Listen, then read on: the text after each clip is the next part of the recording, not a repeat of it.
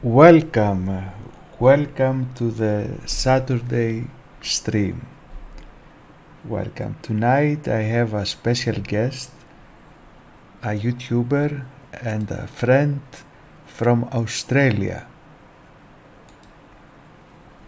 He is Activist News. Hello, Activist News, can you hear me? Yes, loud and clear. First of all, let me just say that intro was just absolutely amazing. I'm super jealous of the Fash Wave. That was wow, that was really something. That was an experience within itself. That was awesome. And yeah, thanks for having me on the show. Really looking forward to it. Thank you that you like the intro. I love You, it. you must. This is why it is worth investing time in learning Streamlabs OBS because you A lot can safer too. A lot safer. safer. Yeah, not that I know anything about that, but let's just say there's a nasty Rabbi Glickman getting around taking down Nog streams and Jewish live streams. He's always working very hard in the background to sabotage the efforts of our enemies. Yes. So I have.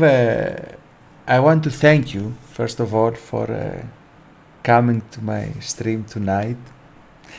I want to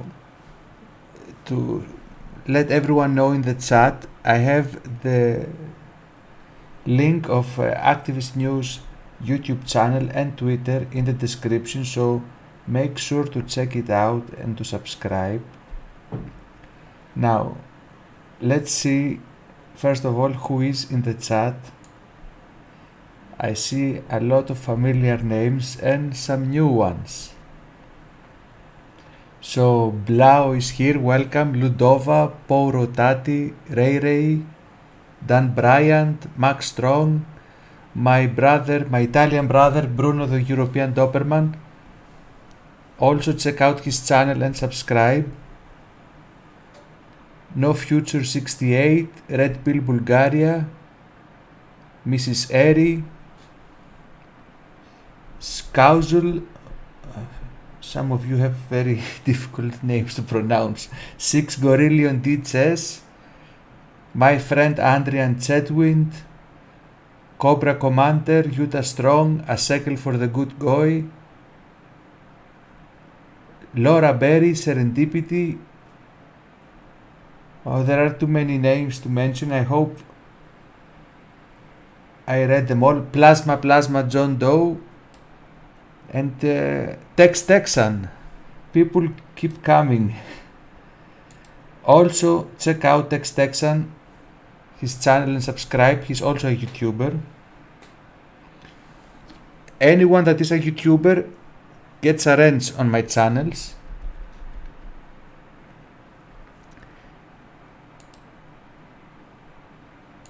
So, I have selected a few interesting news for us to see tonight, and we will comment on them with Activist News, and you can also comment on them on the chat. Blue Division is asking if his text is visible. Yes, I can see you, Blue Division. Maybe he gets shadow banned a lot on other channels. Yes, that's what he said. Now he's making sure he's not shadow banned. Also, I would let you know that I have Streamlabs. I don't have super chats. You know that bad guys like me do not get super chats activated from YouTube. So I have Streamlabs. The link is on the screen and in the description. It's like super chat, but even better. So you can donate through Streamlabs and send me questions and messages, and they will appear on the screen for 1 minute, and I will also read them.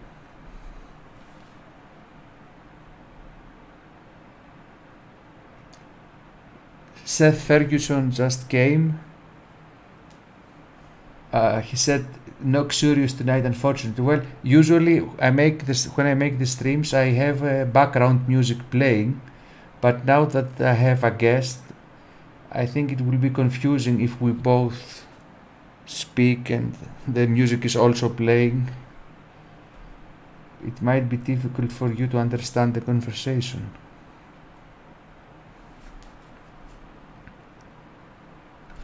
It's good music too.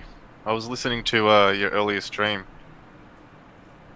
I'll have to try to find some of these artists. They're very good. The majority of almost all the songs that I use are from a YouTube channel called XURIOUS. He makes great music.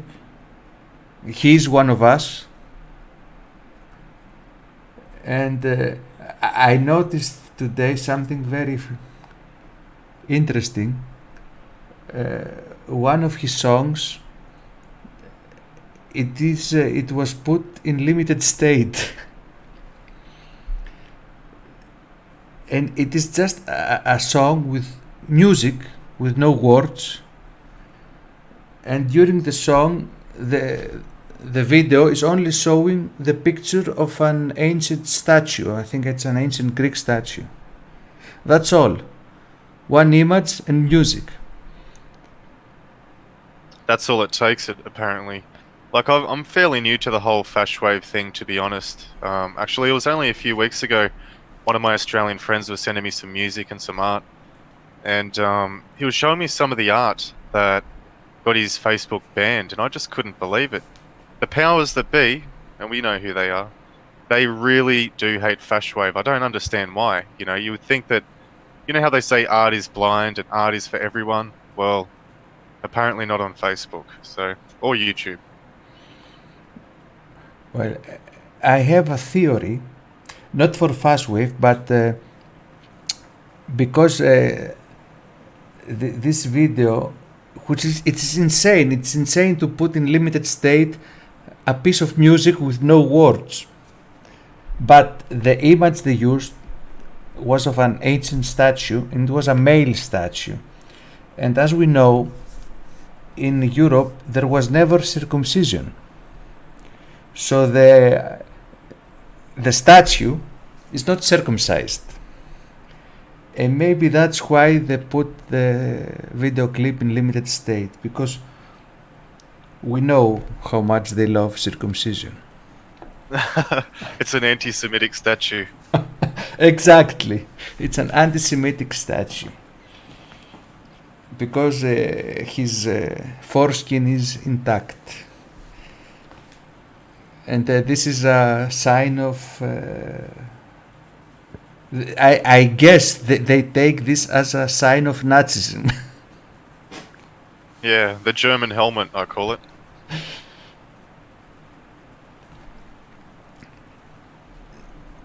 So before we begin with the news, I would like to mention something else that I don't know if our listeners and our viewers know this, but my other channel, my main channel, it got a strike yesterday, and because it got a strike for hate speech, I am not able to stream there for 3 months now. This is my punishment, because I was a bad guy.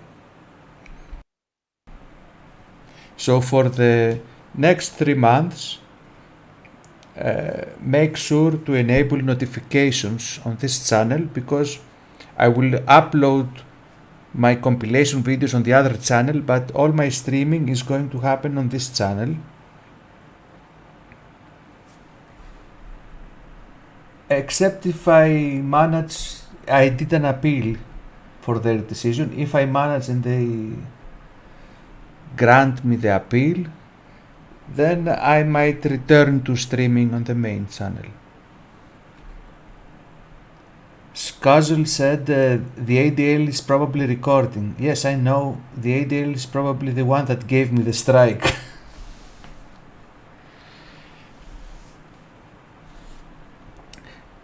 So should we begin with the first news article? Yeah, if you want, there's some very interesting ones here. There's some real choice articles. Okay. So, just one moment. The boomer did something wrong here. Give me a second.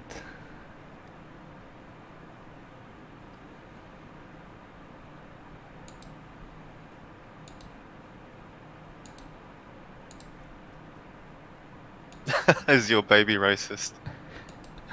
Okay. Here it is. A news article from Breitbart. So, foreign mafias profit heavily from business of Italian illegal immigration. So, this wave of immigration is making money for some people. Italy's anti-mafia task force revealed this week that foreign and internal mafias, so the Italian mafia is also involved, are investing considerable resources into the business of illegal immigration into Italy. The foreign criminal groups involve traffickers from the Maghreb, especially Libyans and Moroccans. Contrary to many media reports, migrant sea deaths have been shown to be directly correlated to the number of migrants who attempt the perilous crossing of the Strait of Sicily, which separates North Africa from the south of Italy. Mediterranean migrant deaths at sea have dropped dramatically in 2018 as the stricter immigration regulations of Italy's populist government have discouraged migrants from making the crossing.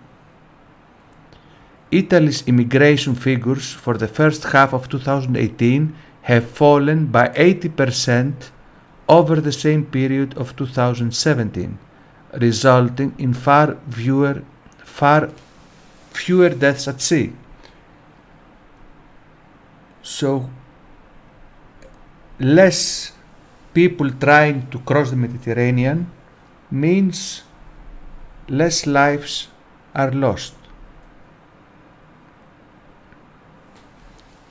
The new policy of the new Italian government to restrict immigration is actually saving lives.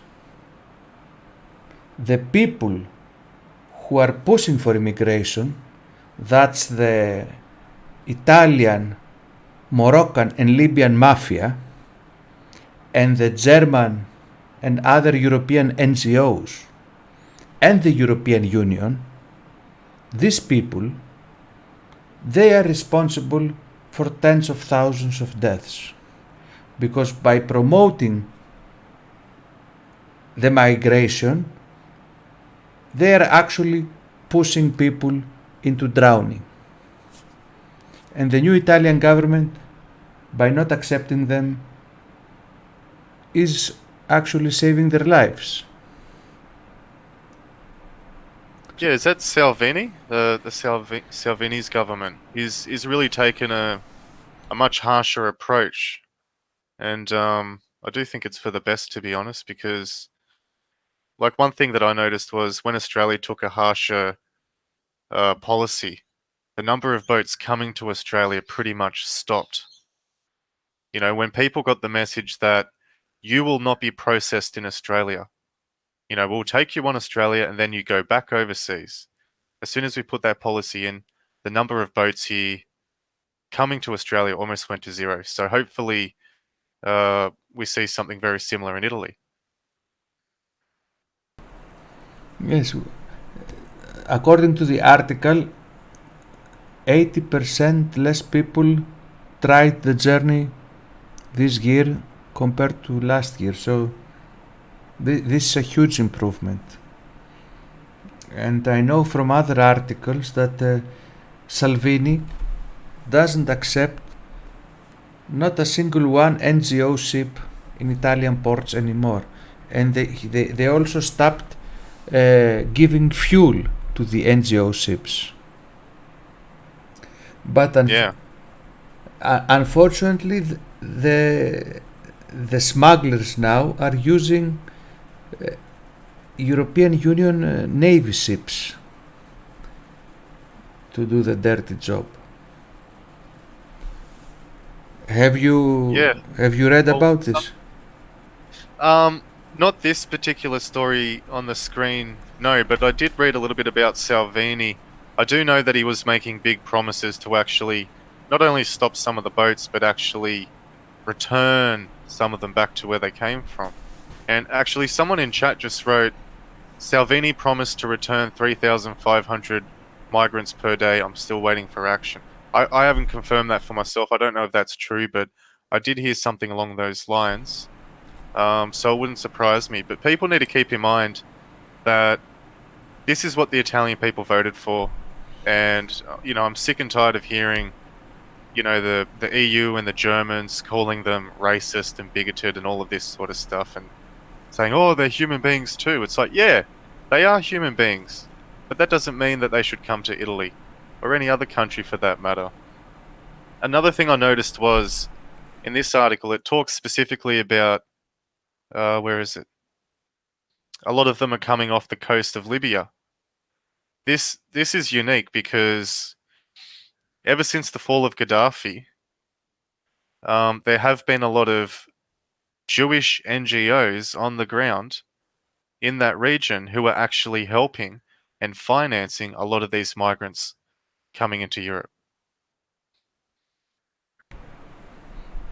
There are Jewish, actually Israeli NGOs in Greece too, and they are stationed on the Greek islands for over 3 years now, and every day they smuggle thousands of illegals into Greece, which means into Europe, and they are funded by the Israeli government, by the Ministry of Foreign Affairs. Imagine if we do it the same. If Greece and Italy send NGOs in Israel funded by the Greek and the Italian government, and these NGO people smuggled Africans into Israel. What would the response of the Israeli government be? I wonder. I know exactly what the response would be because that actually happened this week. There was a clash between the Idlib regime, quote unquote ISIS in inverted commas, and the Syrian National Army. And as a result, hundreds of Syrians marched towards the Israeli Golan Heights fence. Golan Heights is the little piece of land between Israel and Syria. And the Israeli government got on the megaphone and warned them all and said, don't come any closer. It won't be good for you. They started opening fire and they actually opened fire on the refugees, some children as well, and actually killed them. And, they all scattered like flies and ants. But so this is how they deal with their policy. But on the other side of the hand, they expect Europe to, not be racist. So it's hypocrisy. It's absolute hypocrisy. Yes, this double standard is what pisses me off. The same government, because we are not talking about different people, because I know that within Israel there are right-leaning people, left-leaning people, and there are different people in the population, but the government is one.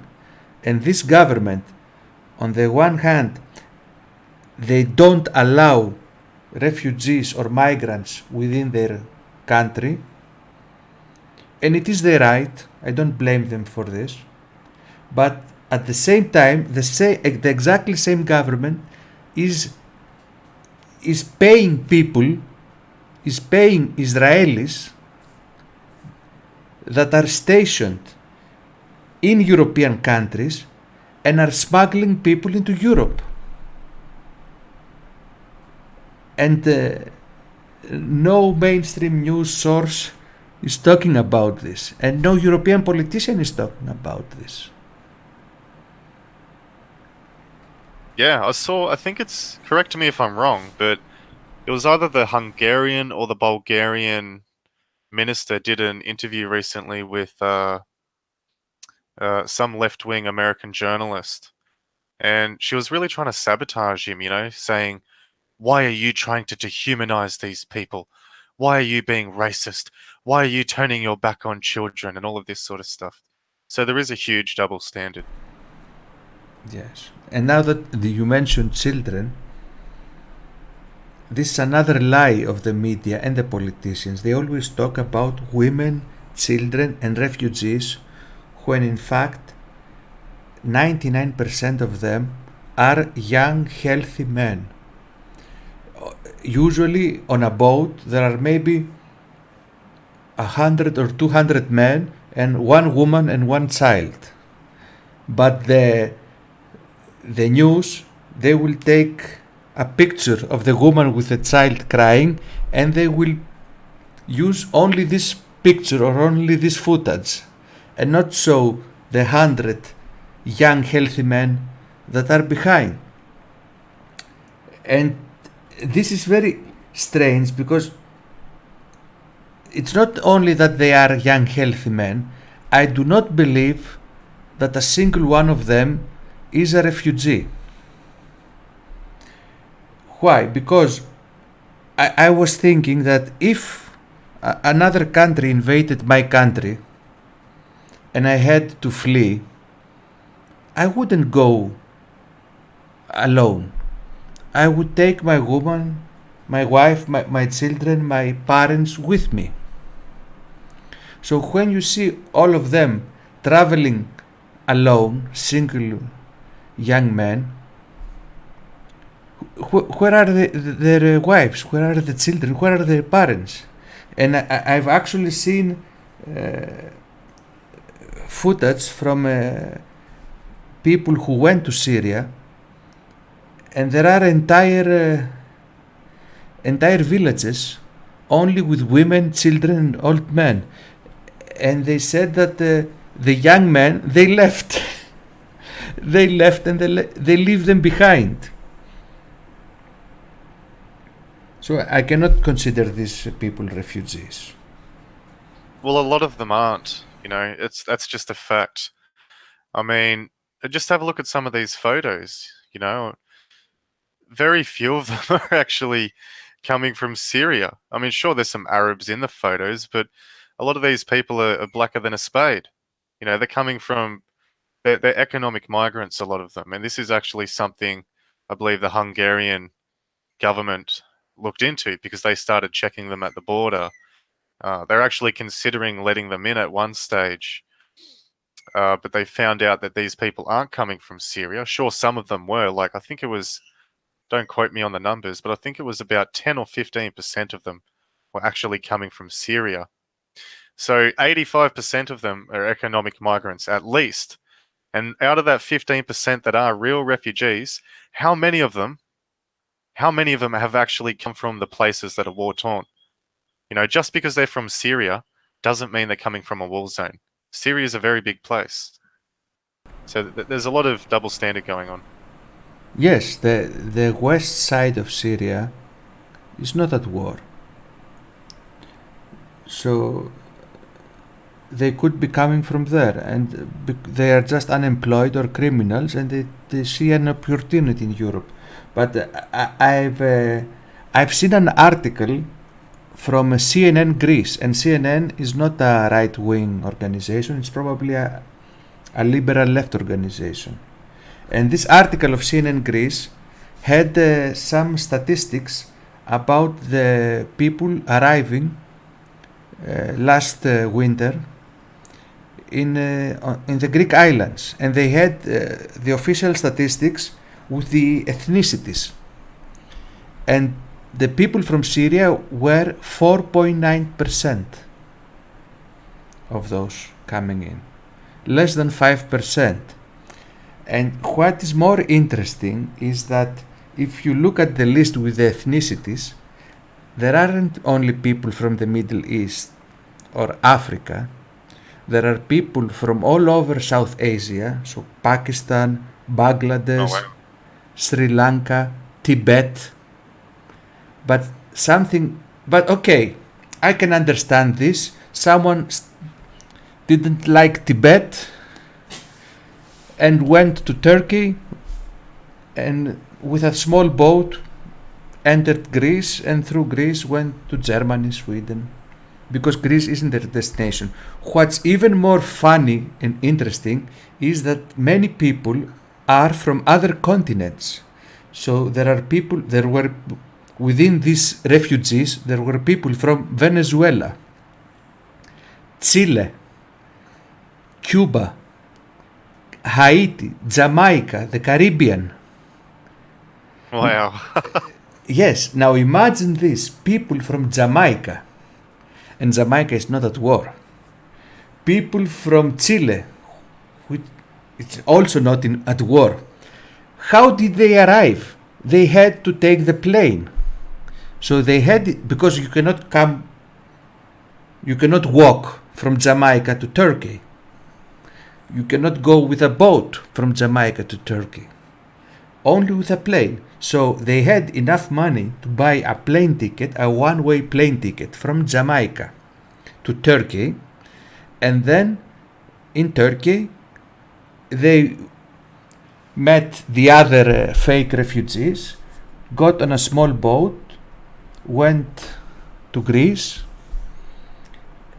The Israeli organization that is stationed on the Greek islands helped them. And then from Greece they went to Germany and asked for refugee asylum. The Jamaicans. And the funny thing is that they get the asylum. When they get to Germany, even if they come from Jamaica or Cuba or Haiti, they will get a free home to stay, free housing, free food, and free money for their daily expenses. And this is why they come from all over the world.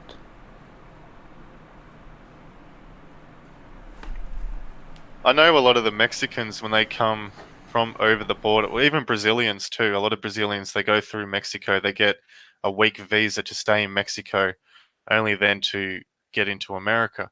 Now, some of these people, when they come into America, a lot of them have pamphlets, right? And the pamphlets actually tell them what to say, what to do. It's an instruction guide, like how to improve your chances of getting into the country.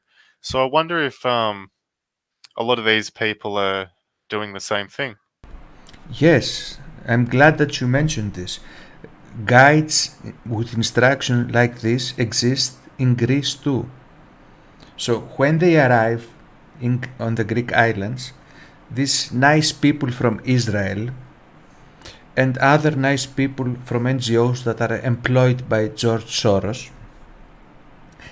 they give them little books with instructions and maps to help them reach their destination, because their destination is not Greece.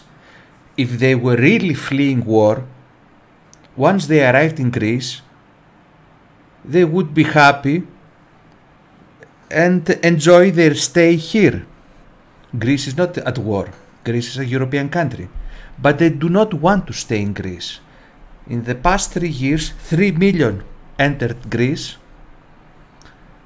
2.95 left Greece. Only 50,000 are in Greece.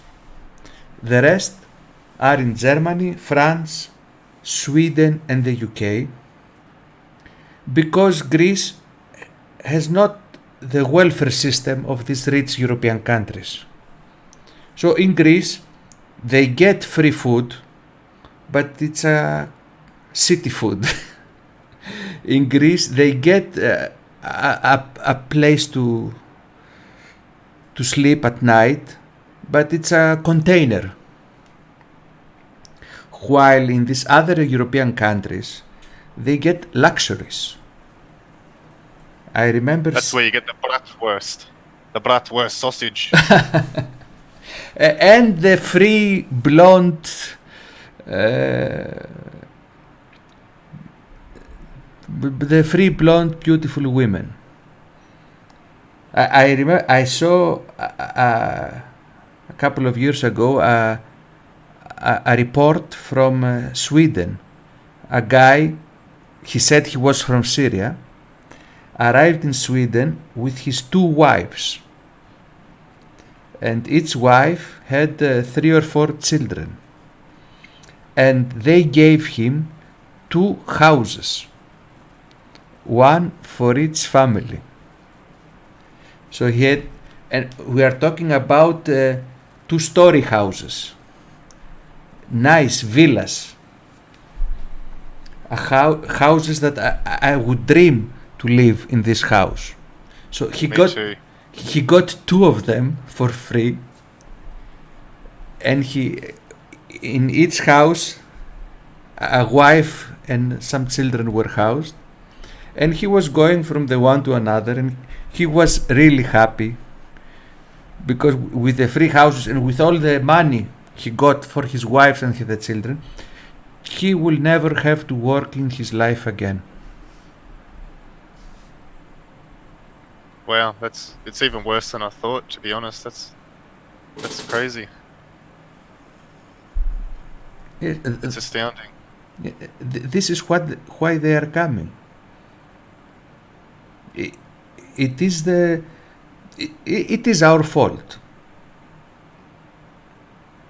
but specifically it is the fault of the rich European countries. The South European countries, we are just a passage for them. Italy, Spain and Greece, we are just the entry point, but they don't want to stay in Italy, Spain or Greece. Well, the closer they get to the center of Europe, the better it will be for the things like the Kalergi Plan and the demographic war that's being waged against European people. Now, I think one of the most impressive things about this article that you showed was, now, love them or hate them, Breitbart, they've actually quoted the UN, and the UN are the ones that are, quote unquote, trying to save lives, which of course is a lie.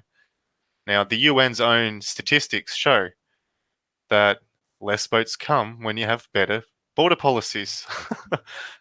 So it's very clear to me that what the UN is doing, a lot of people in Germany, the EU, a lot of these liberals, is they're waging demographic warfare. Yes, the UN, I think they basically admit it openly. I made a stream a couple of weeks ago about the replacement migration department of the UN, and it's not a conspiracy theory, and it's not hidden. If you Google UN replacement migration, you will get to the web page of the UN, and they have a department, and this department has made some reports, some studies, and I've read them during a stream. And basically this happened about 20 years ago, and they decided that because we have low birth rates and this will affect in the future the pensions and the taxes and the economy, and because our population is growing older due to we are living more years and we have less babies, so they thought that the solution is to bring in people from other continents. And it's very interesting. You must look at this study. They have created various I don't know the word now, scenarios So what if we bring so many people? What if we bring so many? And they have various scenarios, and we are basically living now, I think, scenario number 4, which is planning to replace the majority of us within the next 2 or 3 decades.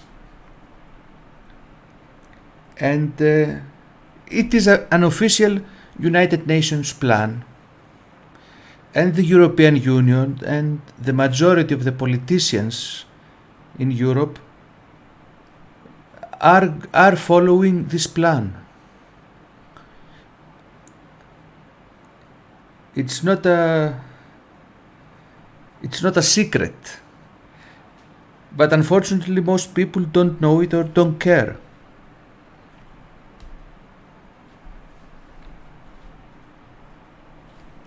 Yeah, someone in your chat just made a really interesting point.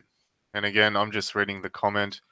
I'm not saying this is a fact. I haven't confirmed it for myself, but if it's true, man, oh man, it's quite disturbing. Someone says the average monthly wage in Bulgaria is 300 euros. The monthly welfare for illegal refugees is 1,200 euros for not working. And then he goes on to say, now imagine which men easy girls would date. You know, it's you know, a lot of people. This is actually something I pointed out on my channel last week. I did a video called "Immigration and the Moral High Ground" because I felt that one of the biggest things that conservatives, NatSocs, or just people that believe in protecting their borders are struggling with is the moral high ground. And I think a lot of people are starting to wake up to the fact that the left wing do not have the moral high ground when it comes to immigration, because it doesn't matter if these people are good or bad. It's beside the point. They could be the best refugees in the world. It doesn't change the fact that when they come here, they're looking for houses, they're looking for jobs, and that's a Bulgarian person or a Greek person that's not going to get one, or a German person that's not going to get one. You know, I mean, can you imagine, you know, people trying to do this to Japan, which actually does have an effective ethno-state? You know, nobody calls the Japanese racist. You know, do you think Japan would tolerate it? Do you think Japan would lose the moral high ground? Of course they wouldn't. You know, I'm going to quote the Jew from Vice News as to why they don't want to be overrun with Arabs. You see, the key to demographic is everything. That's what he says. So, you know. Yes, this is frustrating. Sometimes I think that if I went to Germany and claimed to be a refugee, I would get more money than by working here in Greece. I would get about 2 or 3 times more money as a refugee in Germany than an engineer working in Greece. But unfortunately, I cannot do this because I have German citizenship. Or else I would try it. Well, this is the thing. They make it too easy for people to do this. And for me personally, it's not even illegal immigration that bothers me. What bothers me is even legal immigration. I mean, if you are going to take in, you know, if you are going to take in migrants, it should just be common sense to take in people that are more closer to you, your culture, and your ethnicity. You know, like it's very natural for a human being to love their child more than somebody else's child. And if you continue with that natural train of thought, people in your community, you know, your direct community, your family, your friends, you're going to care about more than other people's family and friends. By extension of that, your tribe comes next. You know, why are people putting their tribe last? It's only us that's doing it. It's only us that don't think tribally, because I think all other races do this. So you see, the black people in America, they think tribally. They have their Black Lives Matter organization. They they care for the rights of their people. They fight for the rights of their people. You see Jews, they have Jewish organizations, dozens of Jewish organizations in every country, and they fight for their rights. And you also see they they also think tribally, so they prefer working with people of the same race. They prefer marrying people of the same race, and they are proud of it. And we don't do it, and if we do it, we are ashamed of it. Or they make us feel ashamed of it.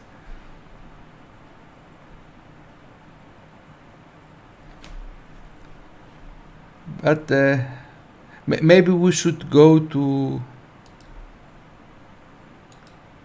the next story. Yeah. Now this also involves immigration, but it's a funny story. So, Morocco police to patrol Paris streets to tackle migrant youth gangs.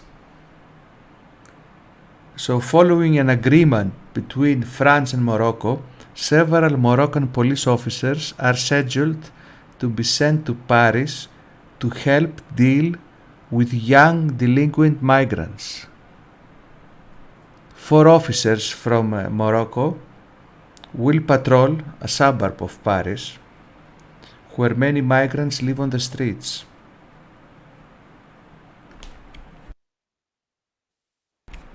Because in this neighborhood, during the last year, crime has risen, mostly due to the presence of young Moroccans. So imagine this, the Paris police, they are not able to deal with these young Moroccans, and I suspect that maybe they are also afraid to be called racist if they start arresting Moroccans.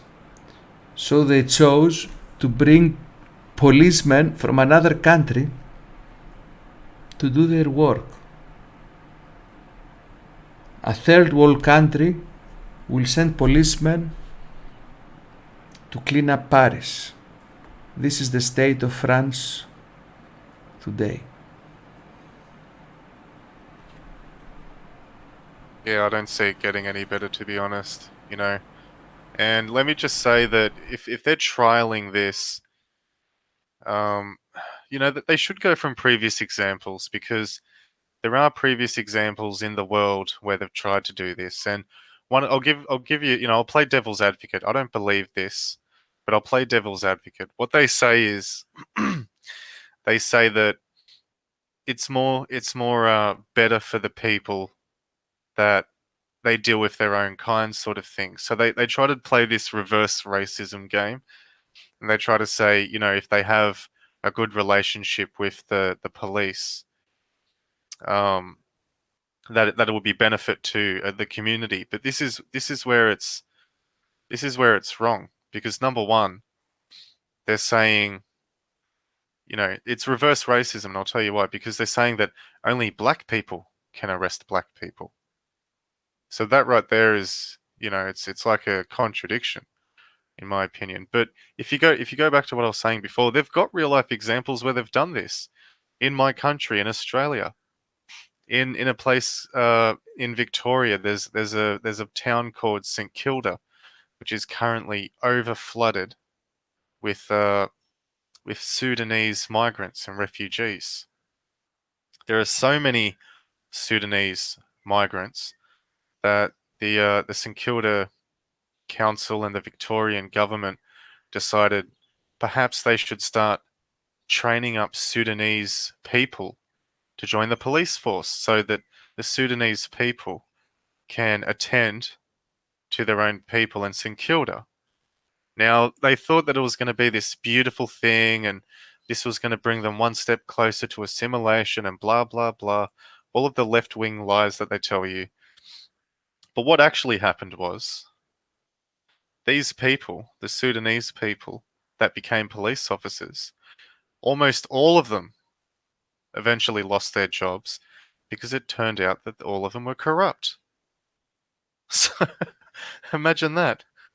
Imagine that they're working together with the migrants, a lot of them illegal, to con other Australians. Australians that were nice enough to let them in the land in the first place. So this plan that what they're doing in France, I'm willing to bet all of my money on this not working. I mean, first of all, the idea is ridiculous that they have to send people from overseas to deal with people in their country. That's ridiculous, first of all. But even if it wasn't ridiculous, if you want to play devil's advocate, I can tell you that from experience, it does not work. It does not work. So it's a stupid idea. Yes, it's a stupid idea, but I don't think they did it because they think it will work. I think they are afraid to be called racist. So if you see white cops every day arresting black people, they will be called racist. So they say, okay, let's blame it on the Moroccans. Let's let them try this. But I think they know they will fail. I don't think they actually want a solution. Yeah, well, they've got previous examples. That's what I mean. They can look at other countries where they've done similar things, and it just doesn't work. Yes. It just doesn't work. But you maybe you're right. I think there's a part of it where, they don't want to be photographed, a white man, police officer, having to be aggressive with a migrant that's not cooperating. Because they'll take a photo of it and then it looks bad for Paris, who's, just had their FIFA World Cup victory and, oh, how wonderful it is for diversity and blah, blah, blah. Even though the referee was paid off and the whole thing was corrupted. Paris is going through a very big change, and I think in a lot of ways, France and Germany are very key and instrumental in this bigger plan for demographically changing Europe. Yes, and also keep in mind who is the president in Paris. Macron, who is a bank employee of the Rothschilds. He was working for the bank of the Rothschilds, and suddenly, out of nowhere, he became a politician without even having a political party. He created a political party with magic out of nowhere,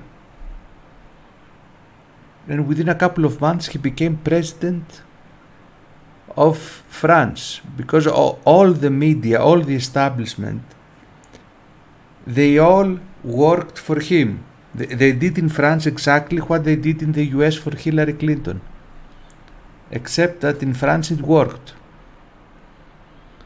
And a Rothschild employee is now the president. So I don't think he was going against. I don't think he has good intentions for France.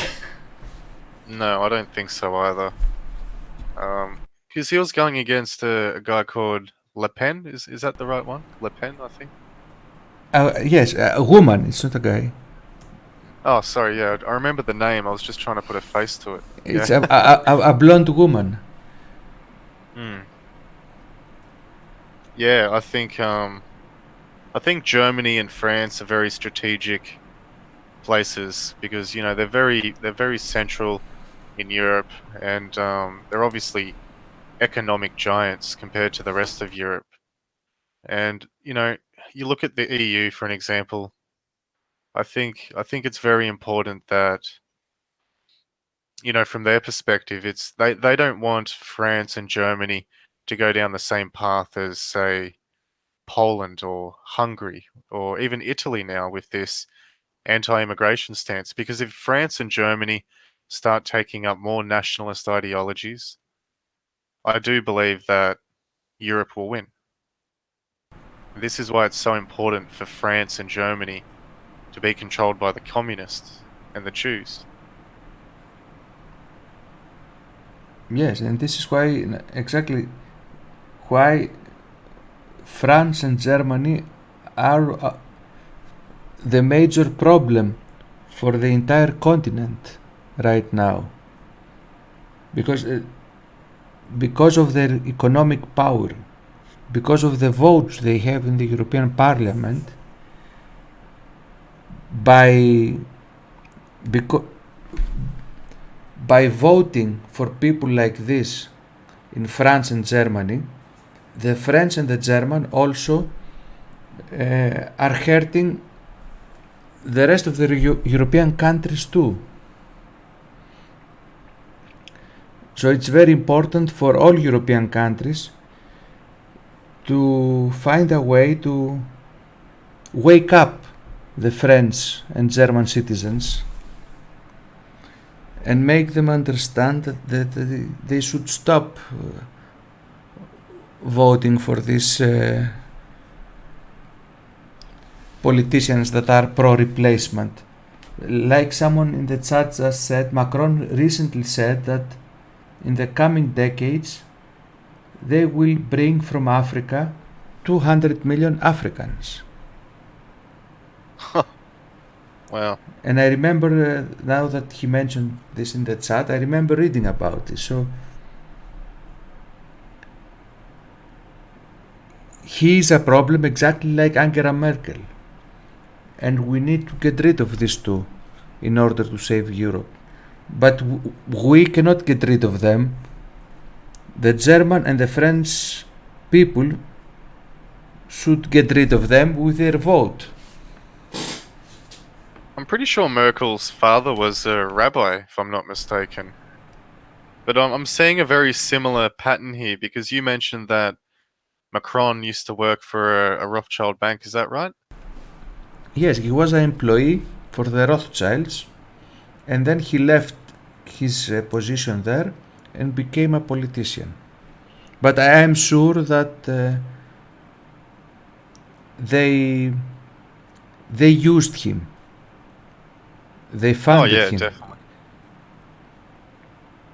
We actually had something very similar in Australia, because our Prime Minister, who's meant to be the head of the Liberal National Party, he's meant to be a quote-unquote nationalist, right? He's meant to be the head of the right-wing party in Australia, because it's very similar to the American political system. We have two major parties, and all of the other small parties vote preference either left or right. Now, our right-wing Prime Minister, who's meant to be a nationalist, Australia first, all of that sort of stuff, he used to be the head, what was it? The head advisory banker for Goldman Sachs Australia. Now, he had a very short political career. He was the member for Wentworth, which is the Jewish capital of Australia, and he only did it for a very short amount of time, only to legitimize his prime ministership. Now, to me, it's a stab in the back, because Goldman Sachs is just another Rothschild front. So we have this guy who pretends to be all about Australia, head of the Nationalist Party, whose mother's a Jew, which makes him a Jew by Talmudic law. And yeah, I just see this pattern everywhere now. It's never ending. It's very similar to what we're just seeing in what you just mentioned in France. Yes, France France, Germany, and the UK, I think, are in deep trouble. They are in deep trouble, and people must wake up there and start reacting to what their politicians are doing, because most of the news that I see every day from these three countries are not good. So let's go to the next story, which is actually again a funny story. So in Belgium, they are launching social media campaign and asking illegal migrants not to come. So the Belgian authorities will attempt to dissuade illegal migrants from settling in their country with a social media campaign, because Belgium has long struggled with poorly integrated migrant and migrant descended populations, with the infamous Molenbeek no-go zone one of Europe's major hubs for radical Islam. So I think the Belgian government has found the solution for all our problems. We just need social media campaigns, and we will convince all these hundreds of millions of people across Africa, Middle East, South Asia, South America, and the Caribbean that even though we are offering free housing, free food, free money, and free blonde women to anyone that comes to our countries, even though we are offering no-go zones where they can live without the fear of being harassed by our police, even though all these things exist, because of a social media campaign, they will not try to come. How stupid is this? I was going to go to Belgium from Wakanda, but I saw the Facebook page and it said no house and no 52 wives, so I returned to Wakanda. Yes, this is so stupid that I cannot believe they are so stupid. I think again that the politicians in Belgium they are playing with the Belgian people. So they just want to show that, okay, we tried. We invested tens of millions on social media campaigns, but unfortunately it didn't work. Because I can't believe that anyone who is not retarded can actually believe that a social media campaign will discourage them. They are just buying time and lying again to their people while they betray them.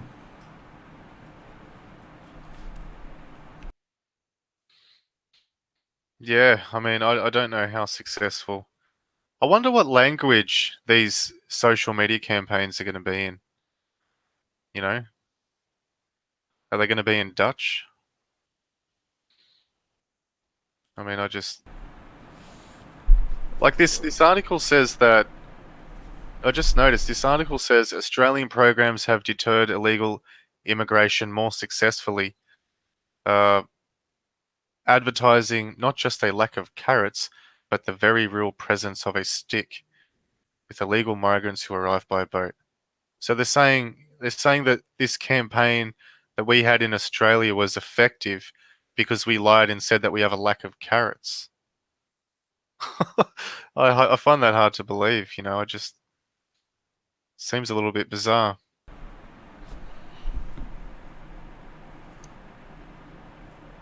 Besides, they're not coming for the bloody carrots. They're coming for the KFC and all the shit food anyway.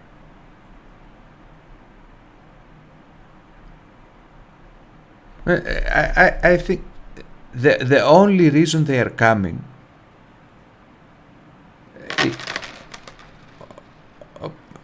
Blitz I still 777. believe Dingo dances to Mr. Bond with milk popsicles in the backyard at midnight.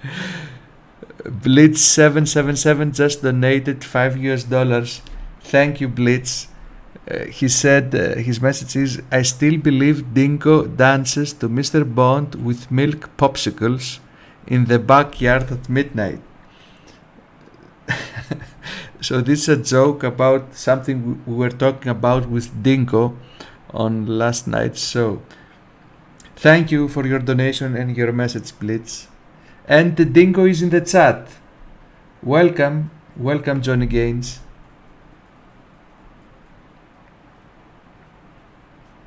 Yeah, I think he's memeing.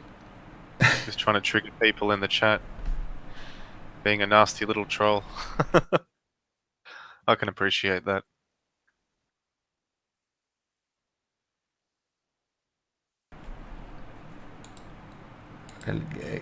Give me a moment. I will. I will send Dingo the Hangout link through Skype. Maybe if he's free, he can join us.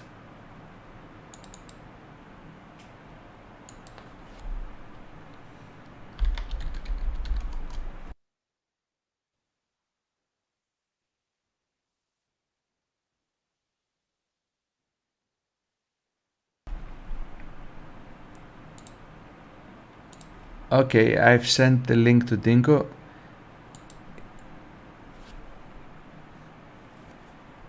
If he can, he will join us. Yeah, I don't think I've spoken to him in a long time. Ever since the Brexit podcast days. I think that's actually where I met you, Poseidon. I think we were on there together one day. Yes, that's where I met you, and that's where I met Dingo too. Lots of people I met there.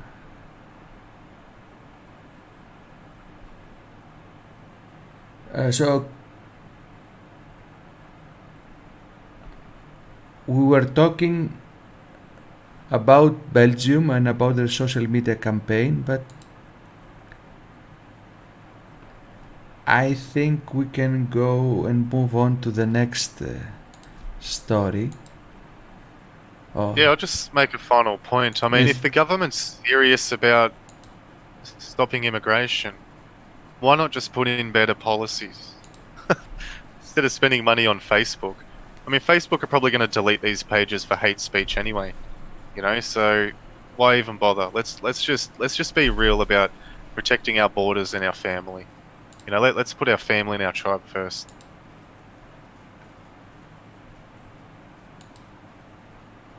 Yes, this.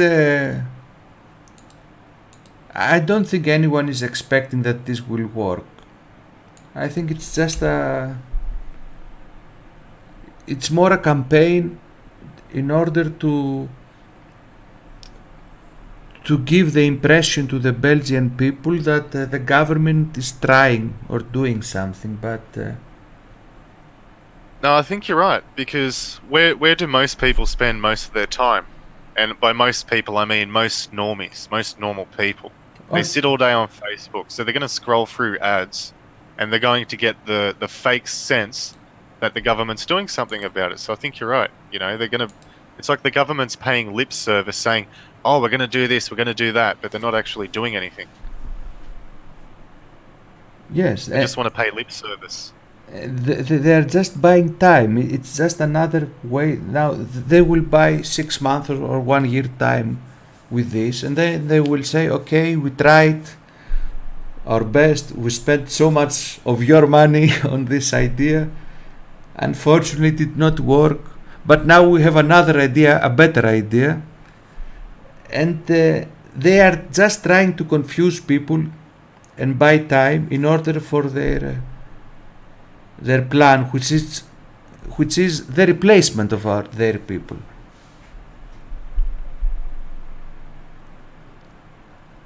I don't believe anymore that there are any politicians in, at least in this type of countries, that actually care for the people. Well, this comes straight out of Sun Tzu, The Art of War. You know, the quickest way to get your enemy to do something that you want is to change their mind. You know, if your enemy is so powerful that you can't defeat them, then you know you start something from within, and you usually focus on the children, the future generation. This is why they've been subject to so much pro-immigration and pro-homosexual propaganda. The children, you know what they're forcing children to look at schools these days. It's just disgusting. It's a psychological warfare. It really is. They're starting with the younger people, and this comes straight out of Sun Tzu, The Art of War, and comes straight out of the Tavistock Institute, you know, managing the mind. It comes straight out of the Frankfurt School. It's Marxist ideology coming to life. It's exactly what it is. These people are sick, and they've hated us for a very, very long time. Yes, for thousands of years. And Yeah, I mean, just look at the. I'll just say this really quickly. I've got a PDF on my computer.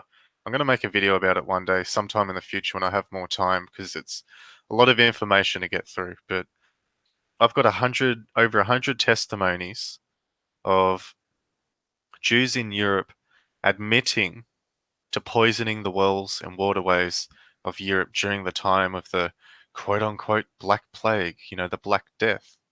So many times, from colluding with the Moors when they got the Moors to invade the south of Spain and Italy, changing the demographics of these countries, from the Black Plague, from communism. Okay, I mean, over 100 million people dead from communism. They've constantly been at war with us, and they've tried to do it physically through force. They've failed, but now they're doing it with pretty rainbows and a smile on their face. That's the difference. They're doing it with a smile on their face, replacing us demographically and telling us, oh, you know, we need to make amends for all the awful things Big Bad Whitey has done in the past. You know, it's the same war that we were fighting 300 years ago, but now it's a silent one, and they've got a smile on their face.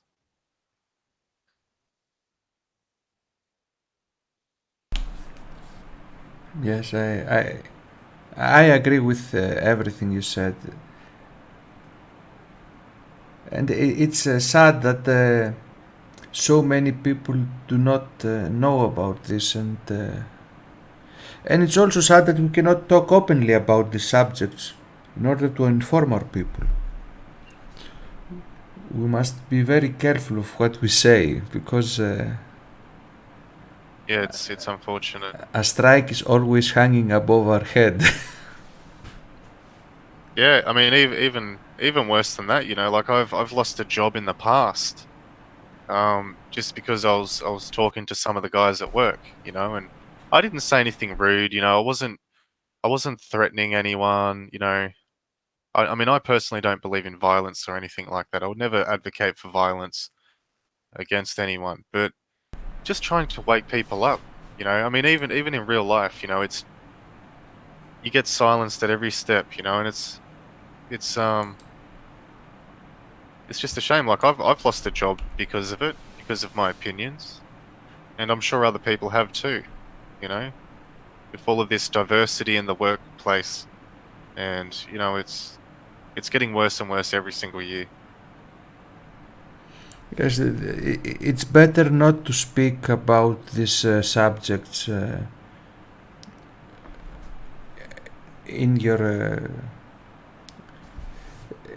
in the place that you work, or even on the internet, and expose your real name and your real identity, because this is a very dangerous subject. I think it's better to be anonymous and try to speak about this anonymous. Yeah, yeah, definitely. I mean, I know I probably do need to be careful sometimes. I know there's a lot of things that people can't talk about in a lot of countries in Europe, which is unfortunate, and we know why the laws are there. I mean, we don't have to get into the topic, but we understand why the laws are there. Yes, Because it wakes people up. especially in Europe. So now, if I was doing these streams and these videos with my real name and my real face, I would be in danger to go to jail. Because in my country there are laws like this, and like in Germany too, where if you speak against a certain group of people, or if you even criticize them, or if you even dare to doubt their story, you get to jail. Yeah. Well, we don't have to talk about the 1930s, but I think all of the listeners know anyway. You know. Yes, the good thing is that our listeners can understand without us having to say everything. The magic word. The Yes. magic word. The magic word that deletes channels instantly. So it's a good thing our listeners can understand. Now, we talked about how the smugglers, North African and European smugglers, are bringing people into Italy. We saw about how France is bringing policemen from Africa to police Paris. Belgium is going the social media way to fight the problem. Now, my next story is from Switzerland, and I think this is actually the only white pill story.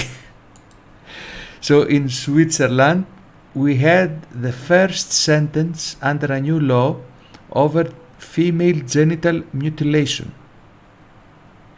A Somali woman has been sentenced to 8 months in prison over the genital mutilation of her 2 daughters. And this is the first Swiss case of its kind.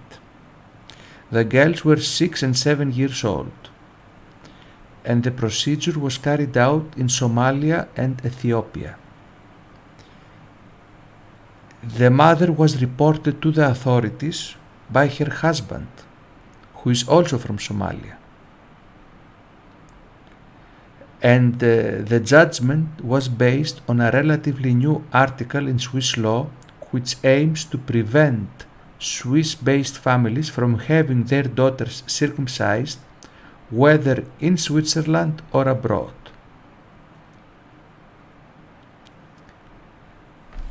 I would like to add some extra information. So I know that there are laws against female genital mutilation in other European countries too. For example, there is a law in the UK. It is legal in the UK.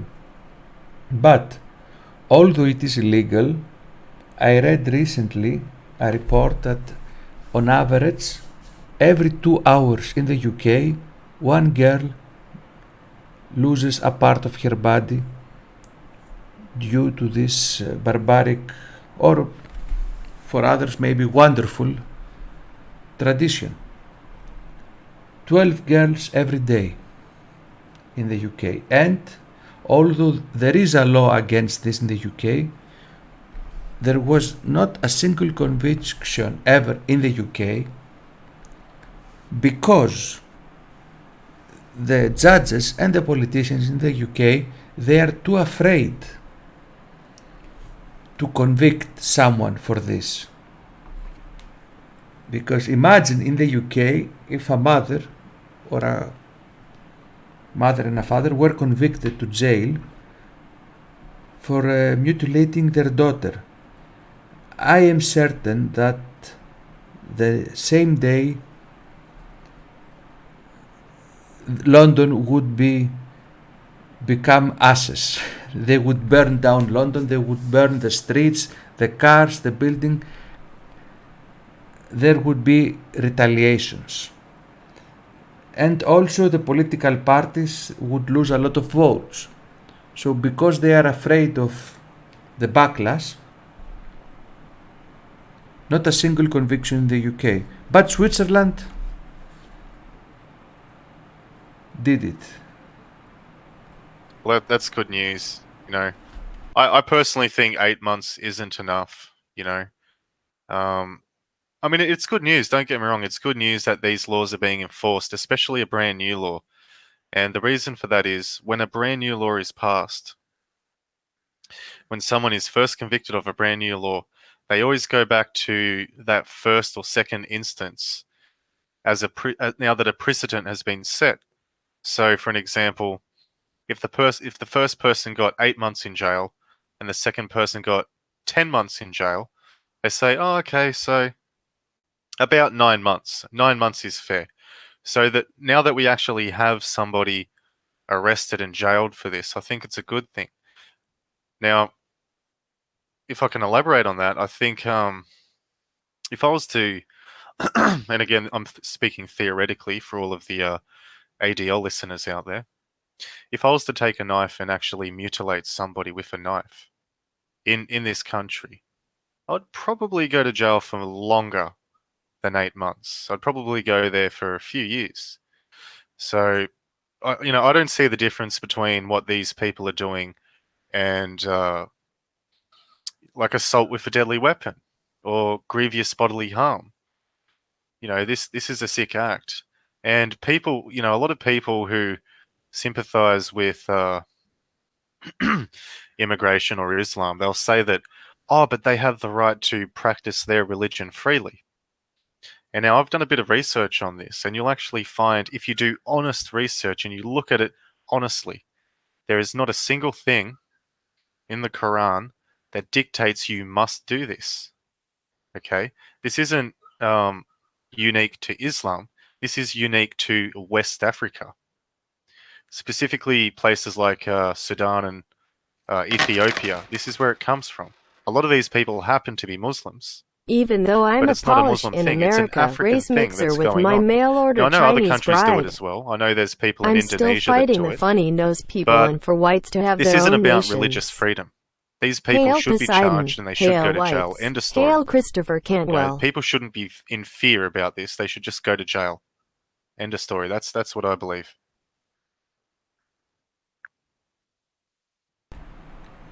Well, during your comment, someone donated and the generated voice spoke over you, so maybe, I don't know if it interfered. So Jim77 just donated $14.33. Thank you, Jim77. His message is, even though I'm a Polish in America, race mixer with my mail order Chinese bride, I'm still fighting the funny nose people and for whites to have their own nations. Hail Poseidon, hail whites, hail Christopher Cantwell. Thank you for your message and for your donation, Jim.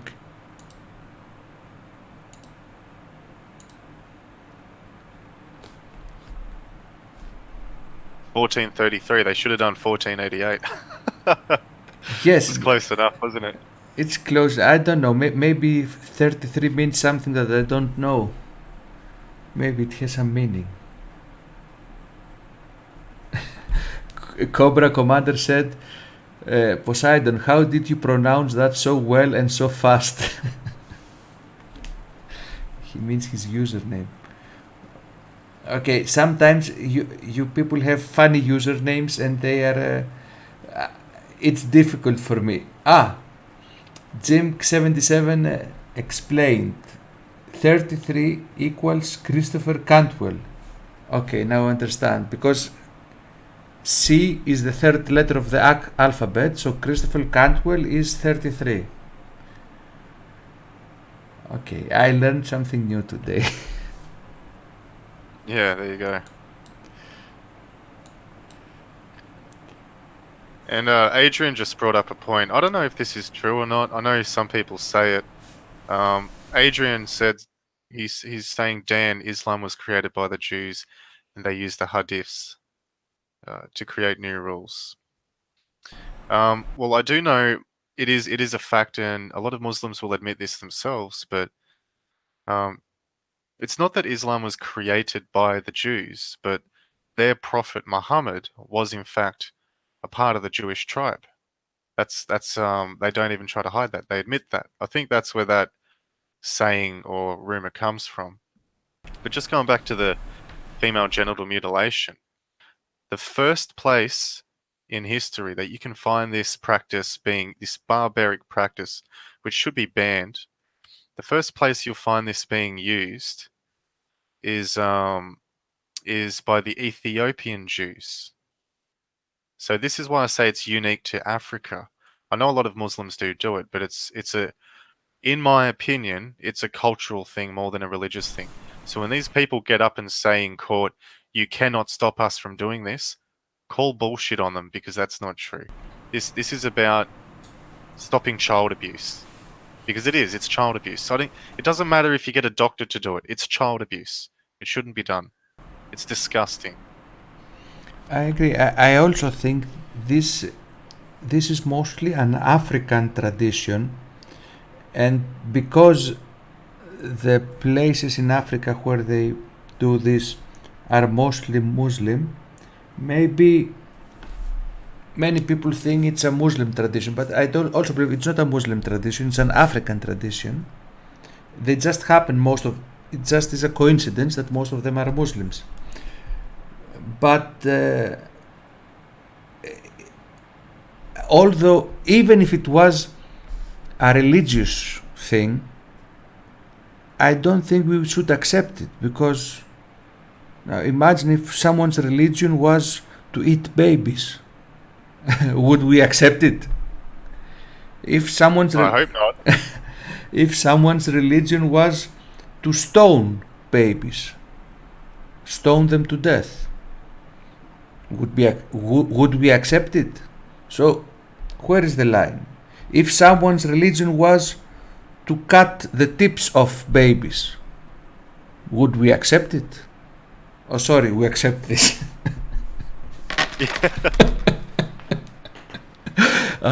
Adrian just donated 1488. His message is, I don't know, for some reason the TTS did not read the message. It's probably because of this word. So his message is, Dinko, please do not take the asterisk out of the Nazis ever again. Me and Dinko, we did some satire on yesterday's stream, and we tried to play the role of our enemies. So, and because Dinko said something negative about the Nazis, Adrian was angry to him. Thank you for your donation and your message, Adrian. But I'm afraid that if you use this word, Streamlabs refuses to read the message. But I read it manually. Is Dingo not joining us today? No, I sent him the link, but he didn't respond. Then I remembered that he told me yesterday that today he had to go to a birthday party with his wife. Fair enough. So he's probably on his way now, or he's probably at the party now. Yeah. And he just joined for a minute in the chat. And I forgot about this. So as I said earlier, imagine if some religion demanded to cut off the tips of the penises of babies. Would we accept this? And I know that this is also, they are trying to ban this in European countries, Recently in Iceland, a couple of months ago, they tried to pass a bill which would make it illegal to cut the foreskins of babies. But although this practice is very rare in Iceland, it happens only once a year because very few people of this cult live in Iceland. As soon as they tried to pass this legislation, hell broke loose. People from all over the world threatened the government of Iceland, and they used many ways. The senators from the US sent letters threatening the government of Iceland. Even the Catholic Church said this was anti-Semitic. And there is an interesting letter, and I'm working on a video about this, but I don't know if I will release it after my recent strike. The ADL sent a letter to the government of Iceland, and I have this letter. And in this letter they say that if you pass this bill, because a similar bill existed in Nazi Germany and it led to the Holocaust, so because Hitler didn't allow the foreskins to be cut off babies, this led to the Holocaust. So the ADL said that if you dare to do this, we will make sure with our contacts and our influence on major news outlets in the US, and they mention some news outlets, some big channels and newspapers that they control, we will make sure that the whole world knows that Iceland is a Nazi country, and we will destroy your tourist business, which is a major source of income for Iceland. And so with the help of the ADL, American senators, rabbis from all over the world, the Catholic Church, and Muslims, they all together pressured the Icelandic government, and the bill is gone. Yeah, that's very disappointing. So we care about this little piece of skin and nerves for the girls, but we do not care for the same little piece of skin and nerves for the boys. Oy vey, I do circumcisions for free. I just keep the tips, you see. I don't need money, I just keep the tips. I'm sorry, I had to do it. Yes. This is sad. So this is again another sign of hypocrisy and double standards. When the people from Africa do this, it's bad, it's barbaric, they shouldn't do this. And I think eventually they will ban this practice in Europe. But when other people do this on male babies, it's good for their health. And they actually have created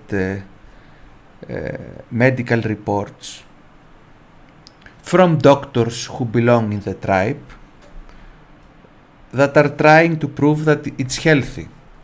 So 6 million years of evolution were a mistake. They know better. Yeah. Yeah, I mean, I know that there's a lot of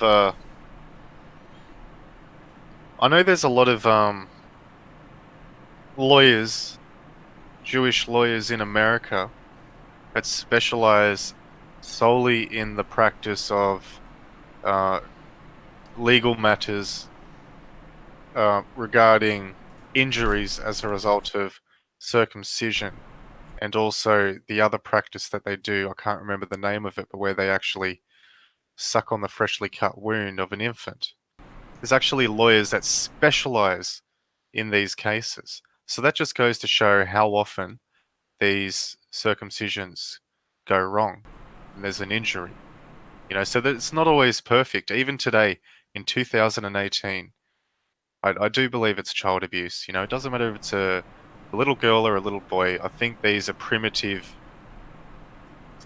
regardless of what you think of the religions. I'm not even going to go there.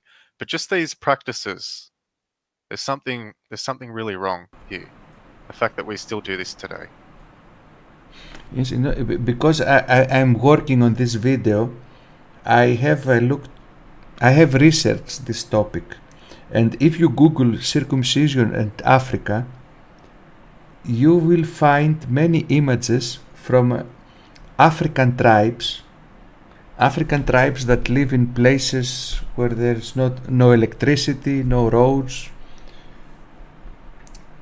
These African tribes that live like they lived for thousands of years, and they too have this tradition in Africa.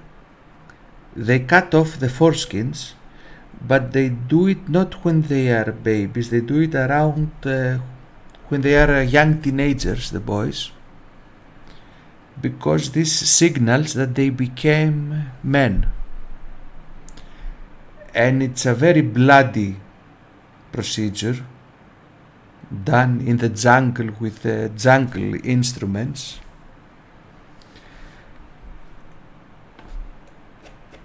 And yeah, forget a scalpel. Imagine a knife made out of a rock. Yes, and so I don't know. I don't think that these African tribes learned this procedure from the Jewish religion or the Muslim religion. I think it's more possible that both circumcision and female genital mutilation started thousands of years ago in Africa, and the Middle Eastern religions adopted these practices. But I think these are actually, they started in Africa, both. Well, it certainly seems like something that's foreign to me, I can tell you that. It's the way of Wakanda. Come with me if you want to live. Well, one thing is certain, this is not a European thing, because we have plenty of naked statues of men with their male organs, statues, Greek statues, ancient Greek statues, ancient Roman statues, and none of them are circumcised. So this did not exist in the European continent.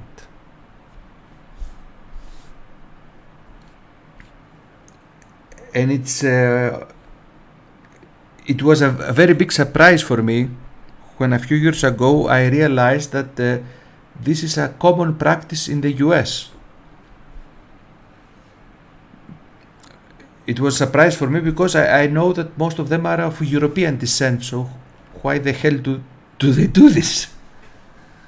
In the Philippines as well. I have a friend who's from the Philippines, and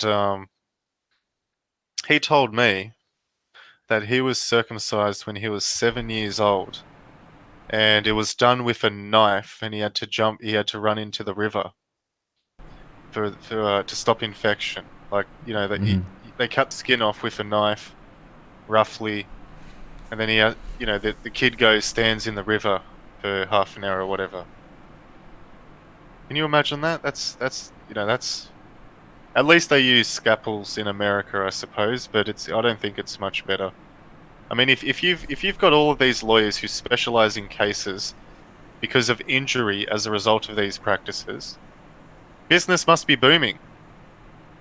You know, you're not going to go into business specializing in a type of law if nobody gets charged for that law. You know what I mean? Yes.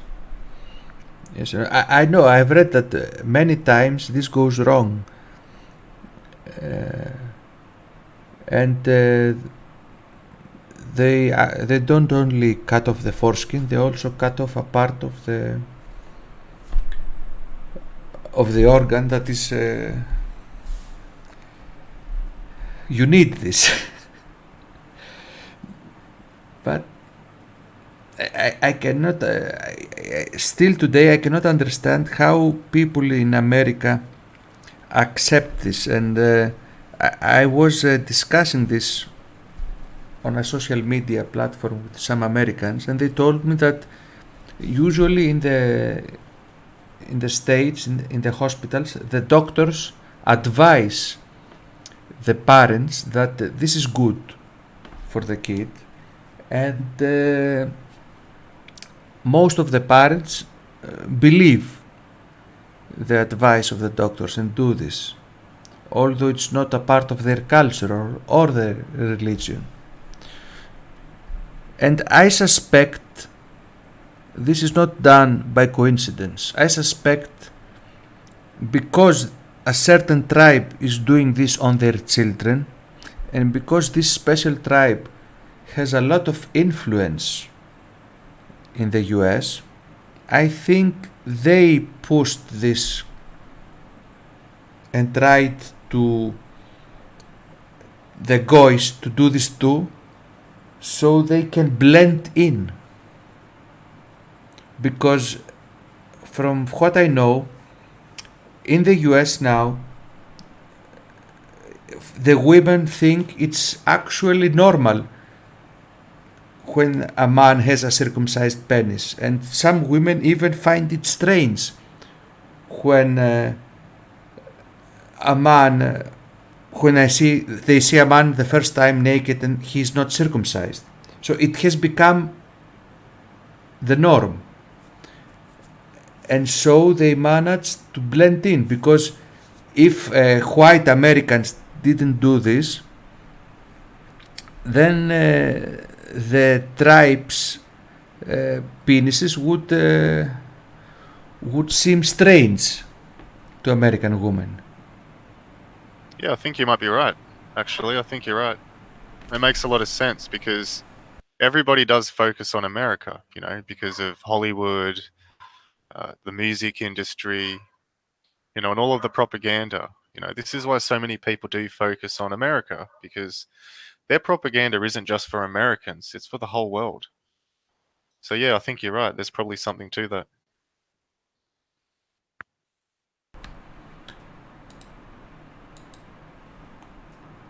So, and since we touched the subject of sex and sexual organs and intercourse, I have a very erotic story from Sweden. So Sweden is investing millions to teach migrants how to have sex with blonde women, and the image you see is from the actual government website teaching migrants how to have sexual relationships with Swedish women. So the Swedish government wants to allocate 5 million Swedish crowns in migrant sex courses. A portion of the money will be spent on the government sex information website, Jumo, and the image above is from this website. And this website provides translation in Arabic, Somali, and Dari. Now I wonder, why don't they provide translation in Greek, so Greek men should not learn how to have sex with blonde women? This is racist and not discrimination, but let's move on. So the goal of the website is to teach migrants health, sexuality, and gender equality. On the website, sex information is illustrated, among other things, with several pictures of foreign men with blonde Swedish women.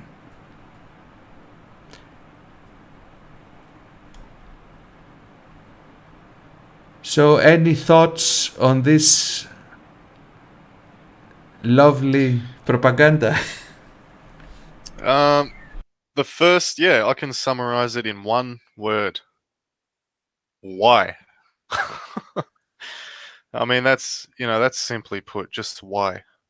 Obviously, I don't want to repeat myself. I've said it a couple of times now, but I really do think this is a broader part of the demographic warfare that's being waged against European people. And it's not limited to just Europe. We're seeing a very big demographic change here where I live in Australia. Like if you go to Sydney, Melbourne, Brisbane, Perth, which are all of the main places in Australia. If you go down the CBD, Central Business District, where all of the buildings are, where all of the dense population is, you'll see nothing but Asian people. So we have a similar problem here. And in Melbourne, you see a lot of the African migrants as well. But I really do believe that this is demographic warfare. I really, truly believe that. And this is just another part of it. Yes, Daniel Kolev made a very interesting comment. Look at how the woman is approaching him. The propaganda that the girl likes Arabs so much that they make the first move. So you see, actually, we cannot see what he's doing with his hands, but she is using both of her hands to grab him. And I think they are using this propaganda for two things. First of all, they want to normalize more the idea of this mixing. And the second reason is that maybe they actually want to help the migrants to get a Swedish girlfriend, because they don't know, they haven't learned in their country, in their culture, how to behave, and maybe they want to give them some tips in order to be more successful. Not just more tips. Yes. More tips. You had to chuck that in, didn't you? Yes, because maybe in their country they learned that you grab the girl by the hair, you drag her in your cave, and then she's yours. Yeah, I really don't know what to say to it. Every single day you read a new article like this, and not just about this particular topic, but just another thing that slaps us in the face. We're not allowed to have pride. We're not allowed to be proud of our people, our ancestry, and our culture. This isn't just about the color of our skin. This is about our heritage, our culture. And it's being destroyed right before our eyes, and we're meant to smile about it. We're meant to pretend that this is a good thing, and it just really bothers me. That I'm glad that a lot of people are waking up to this today. I do see a lot of younger people taking up nationalist ideology, and it does give me hope, but I just hope the dominoes start falling a little bit faster. Well, I am actually optimistic, because I think the dominoes have started falling faster in the last couple of years. I see more people realizing the truth. I see more countries starting to resist. So we had just the Visegrad group, Poland, Hungary, Czech Republic and Slovenia, and now Austria joined them, Italy joined them. The interior minister of Germany, of Angela Merkel's government, had recently met with the Italians and the Austrians, and the German government is in big trouble. They might fall. So I see reaction from people and on the political level, but maybe it's not fast enough. It's not as fast as we'd like to, or as we need to. But I think we are starting to win. We are winning, and this is why we see sometimes these reactions from the other side, how they try to shut us down, the censorship, especially on social media. This censorship didn't exist 2 years ago at this level. I think they are trying to shut us down because they also realize that we are starting to win. Yeah, that's where censorship comes in. You know, it's I mean, they hide behind words like racism, bigotry, xenophobia, for an example, or discrimination against homosexuals or all of that sort of stuff. But I just believe that we have the right to protect our families, and it doesn't matter if you're a Christian or an atheist or a pagan. I think that any normal, self-respecting man, European descended man, should be able to look at this and see it for what it is. I hope. But there are a lot of young people that are getting sucked into, Marxism, Antifa, and all of this sort of stuff as well. So, I mean, there is a lot of psychological warfare that's being waged against young people at the moment. And we can only hope that the dominoes stack in our favor, I guess. But, what bothers me about this is this article that you just read. I mean, if a Swedish corporation or an agency was spending all of this money for this propaganda, that's one thing. It's still bad, but that's one thing. But we're talking about the Swedish government. I mean, it's right there in the heading. Sweden, or in the subheading, the Sweden government wants to allocate 5 million Swedish crowns. Right there. I mean, that's the worst part of it. The fact that it's the government doing this. I remember a few months ago, again in Sweden, I don't remember if it was a government or a private organization. I think it was again from the government. Another site, they released a leaflet, again with images like this, worse images, but this time it was targeted for homosexual relations between migrants and people from Sweden. So they had a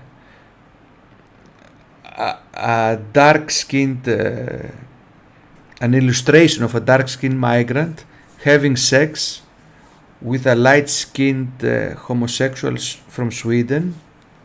And what was interesting, in all the images, the migrant was the top one. Yeah, wow. Subliminal message. Yes, always. This was so... I cannot believe these things are coincidences. So, in the image I showed from this article, they don't show an immigrant woman, a dark-skinned woman, kissing a blonde Swedish man.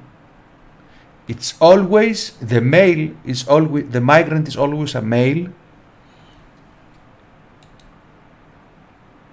And I think they are targeting, maybe they are targeting our women. Or maybe they just admit that 99% of the migrants are men, because the truth is not many women migrants exist.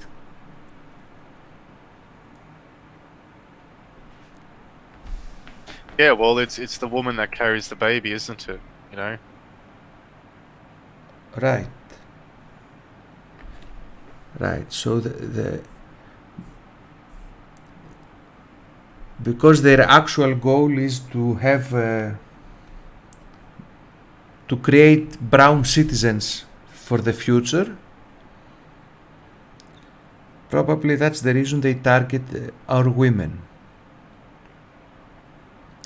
Well, they're more liberal minded. This is why the long knuckle nose tribe originally wanted to get females into the voting class, because naturally, you know, women have that maternal instinct.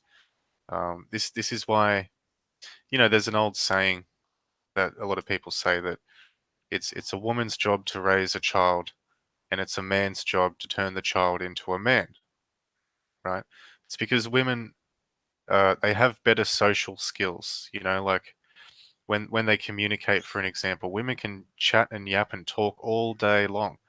But men, you know, if they ask a question, oh, you know, how are you going? Men tend to answer questions with, yeah, good. You know, a conversation killer. This is why there's certain traits that women have. They're more socially orientated. They care more. They're more liberal. They're more so in fear of the child's well-being. And it's just the little things like this. This is why you see so many feminists and so many females turn to things like Antifa and lesbianism and all of these other degenerate traits that we're seeing sweep across white countries at the moment. This propaganda war is very much waged against children and women. You know, and this is why you see so many men, more men in conservative circles. You don't see too, like, if you go and film like an Antifa protest, you'll see a lot of women. You go to like a conservative rally, unless a man is there with his wife, you won't see very many single young women there. And I think this is why one of the original reasons why they wanted women to be brought into the voting class, number one. But now that they have that opportunity to vote against conservatism and to vote against traditionalism under the guise of false notions like love, equality, diversity, blah, blah, you know, all of these false words that they use, which mean nothing. They're just words. This is why women are being um, used by this propaganda in a lot of ways.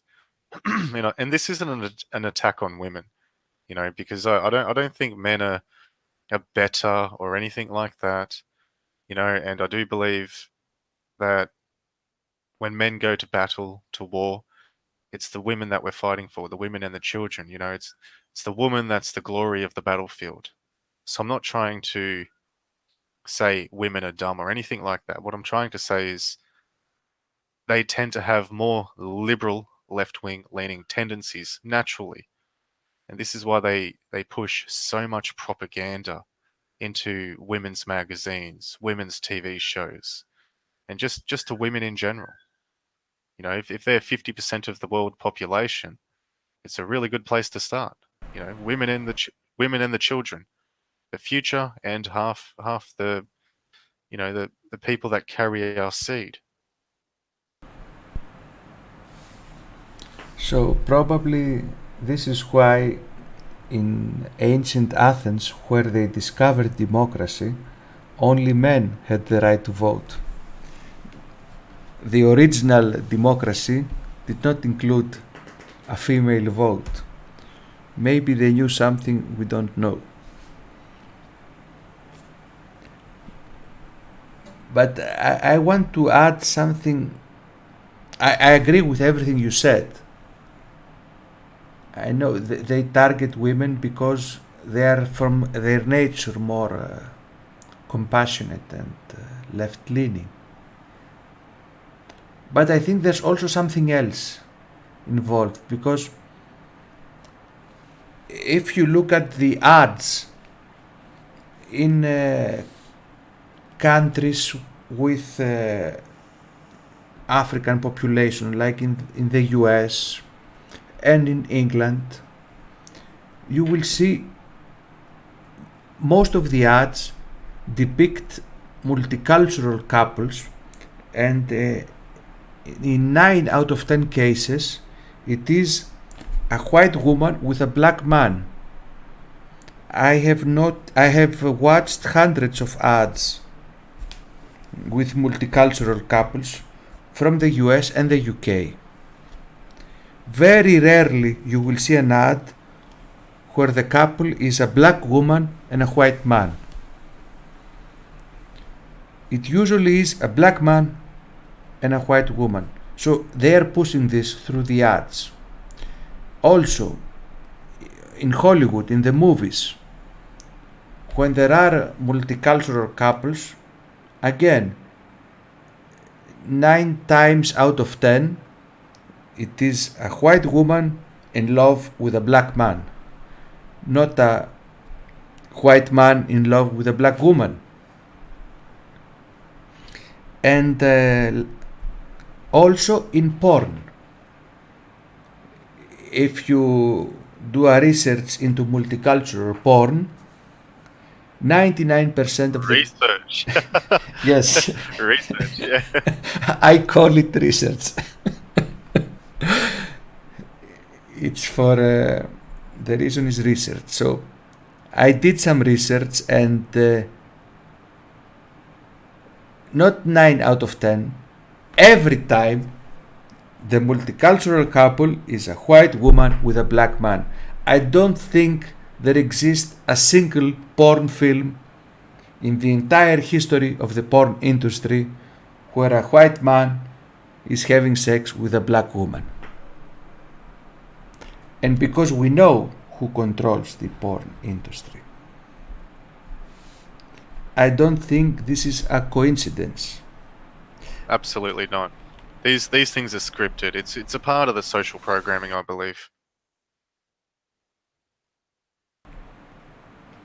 Yes, they are targeting our women. They are targeting the source of the white population, of the white babies. Because without white women, we cannot have a white race in the future.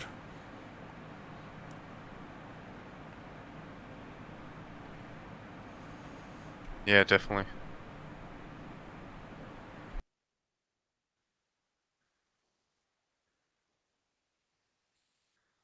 Yeah, and I mean, it's only going to get worse, you know.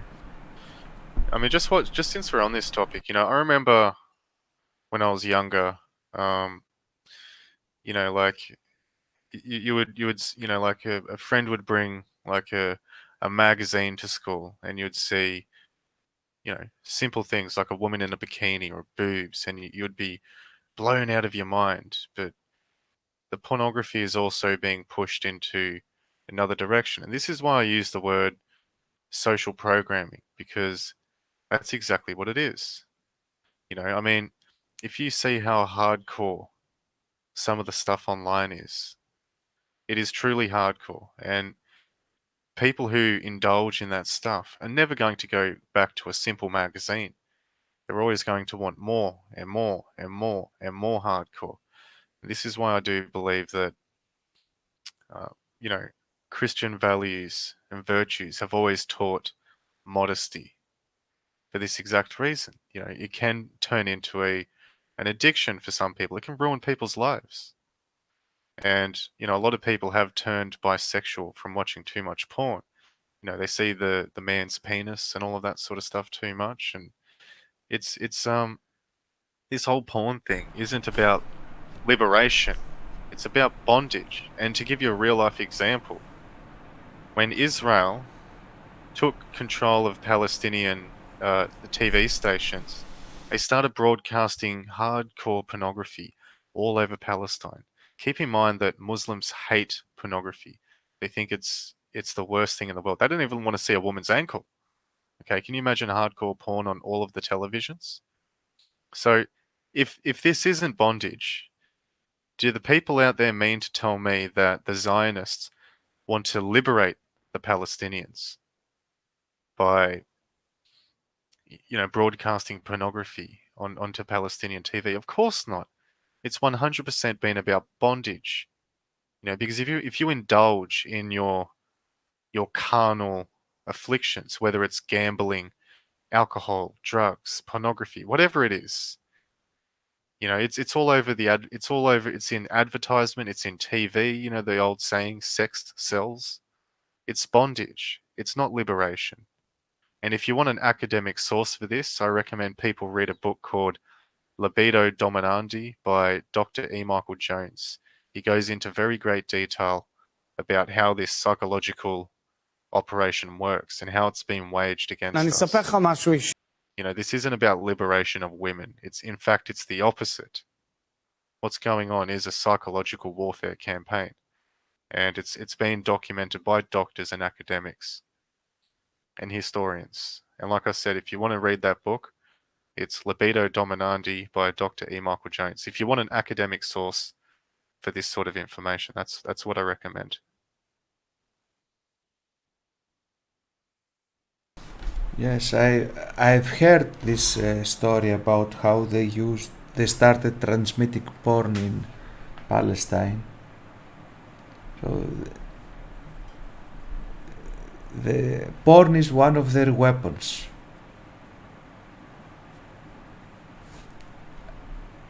And since we touched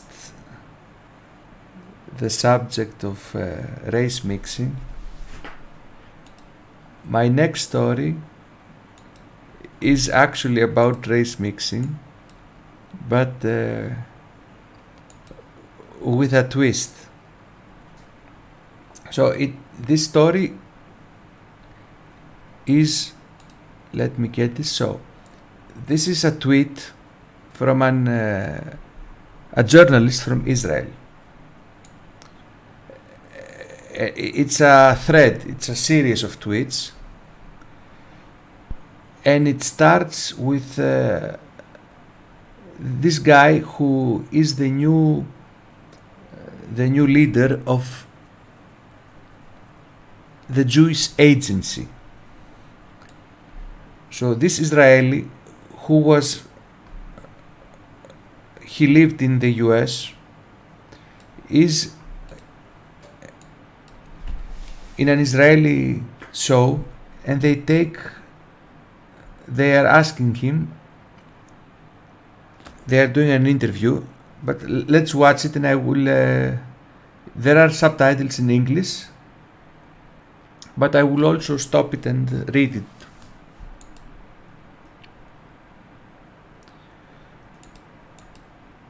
אני אספר לך משהו אישי. בקיץ שעבר נסעתי... So he says, I'll tell you a personal story. Last summer I traveled with my wife to the USA for vacation. לארצות הברית. לחופשה. אני בוגר בית ספר... I graduated from a Jewish school in New York. יהודי בניו יורק. והלכנו לפגוש חברים. אני יש לי... And we went to meet friends. I have a ton of friends in the USA. המון חברים בארצות הברית. ונתקלתי במשהו And I encountered something that I called an actual plague. He used the word plague. קראתי לו ממש מגפה. ראיתי... I saw my friends' children married or coupled with non-Jewish partners. This is the plague. את הילדים של החברים שלי מתחתנים או בזוגיות עם בני ובנות זוג לא יהודים, וההורים מכים על חטא. And the parents beat their breasts and ask questions and are suffering. ושואלים שאלות ומתייסרים, ותשמע, זה בכל משפחה. Listen, it's every Jewish family in the USA, אנחנו מדברים על מיליון. and we are talking about millions. התרחקות עצומה של... And then I said that there must be a campaign, a solution. שחייבת להיות מערכה, חייב להיות פתרון, צריך לשבור את הראש. We have to rack our brains to figure out how to solve this great challenge. איך פותרים את כן, אבל מה האתגר עושים? הגדול? בוא רגע לא, נשאל רגע. את Okay, this was it. So this new leader of the Jewish agency, he's very frustrated that not all Jews in the US date and marry within the race.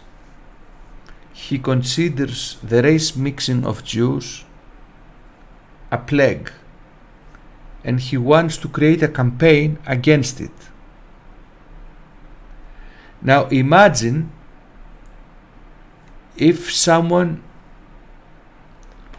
from a Western country said this, if an American, a Canadian, a German, an Englishman said the same things, and he was representing a big organization. Immediately all media would call him a racist and a Nazi. So is this guy... And he would lose his job. Of course. So can we call him a racist and a Nazi? Yeah, well, you know, this is what we were talking about at the start of the show with the double standard and the hypocrisy. You know, it's I mean, I'm glad this guy brought this to our attention because it's just another proof that there is in fact hypocrisy. And in fact, there's I actually saw this on RT, Russia Today. There's sorry, there's a state-sponsored agency, okay, so government agency in Jerusalem, and what they're like a hotline, like a telecommunications agency, and they've got psychologists on standby, so Jewish families can dob in and rat on Jewish women who are dating Arab men. Okay, so that's what they do. They dob and rat Jewish women in for dating Arab men to these agencies. The agencies, with a team of psychologists, calls these Jewish women and tries to talk sense into them. So they're essentially saying that because they have a team of psychologists, that these people must be crazy to do what they're doing. You know, and you know, this is just another example of this. It's the hypocrisy. You know, what's good for Israel apparently isn't good for Europe. You know, they want open borders for everywhere else in the world except Israel. Funny that. Really makes you think. Yes, I remember this story from Russia Today. I did a video and I used clips from the story and from other stories, and I did a video about race mixing and intermarriage in Israel, because there is also an organization in Israel they are patrolling the streets. They are handing out flyers against Jewish women dating Arab men, and if they see Fire for Judaism. That's what it's called. Fire for Judaism. I think I saw that one. yes, and if they see a couple, a mixed couple, walking in the street, things can get ugly. So there is a lot of racism in Israel against Arabs, against Africans. But if we did the same, the first one that would call us racist and Nazis would be the Jewish organizations. Oh yeah. They specialize in hypocrisy.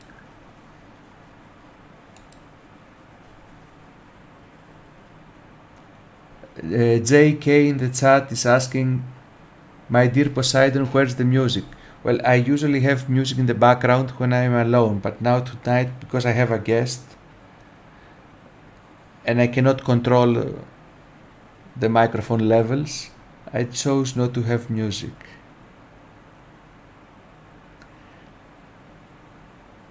So this was the last story for tonight.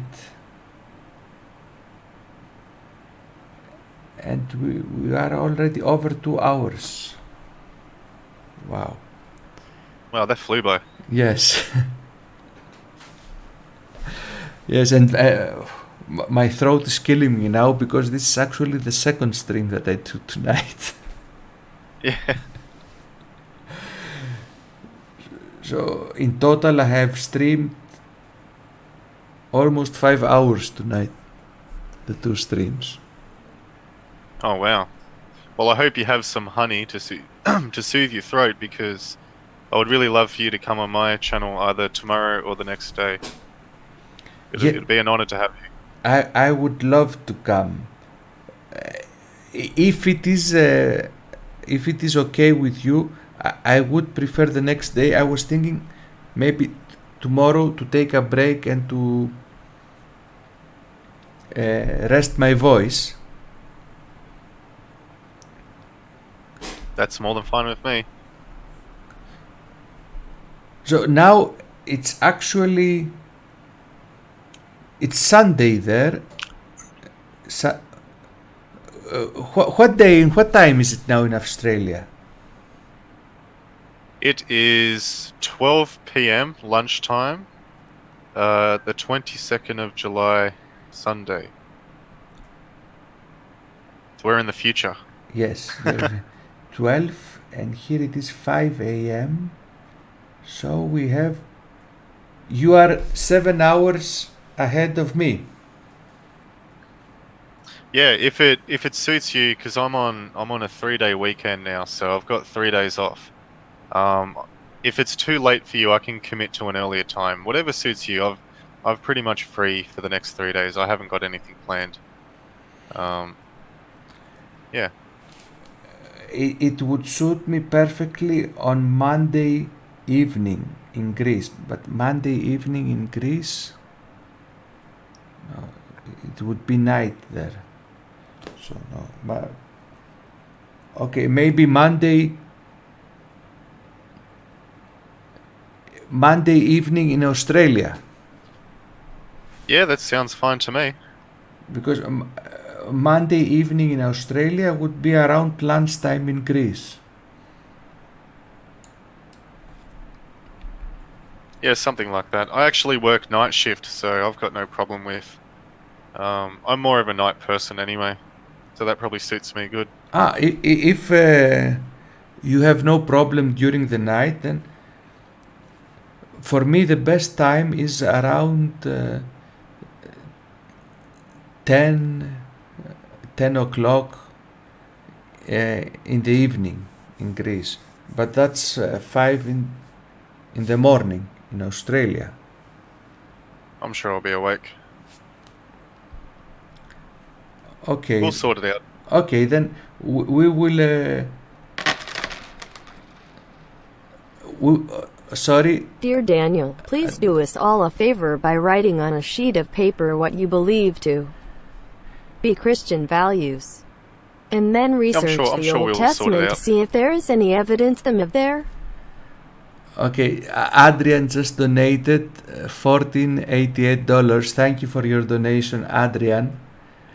His message is, Dear Daniel, please do us all a favor by writing on a sheet of paper what you believe to be Christian values, and then research the Old Testament to see if there is any evidence of them there.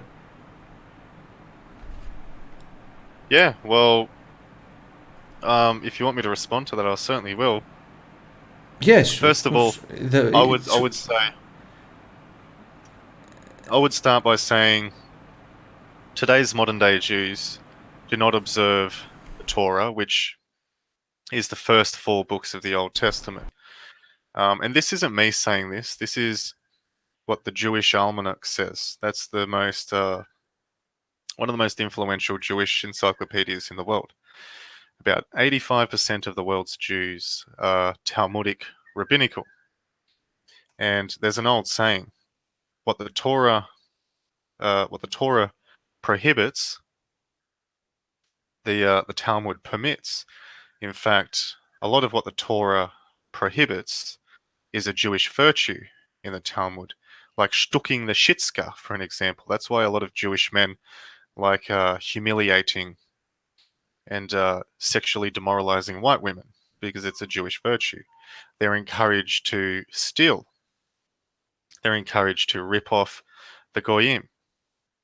Now, I don't get my my source of truth from the Old Testament, because all of that was done away with in the blood of Christ. That old covenant is dead. It's gone. It died at the foot of the cross.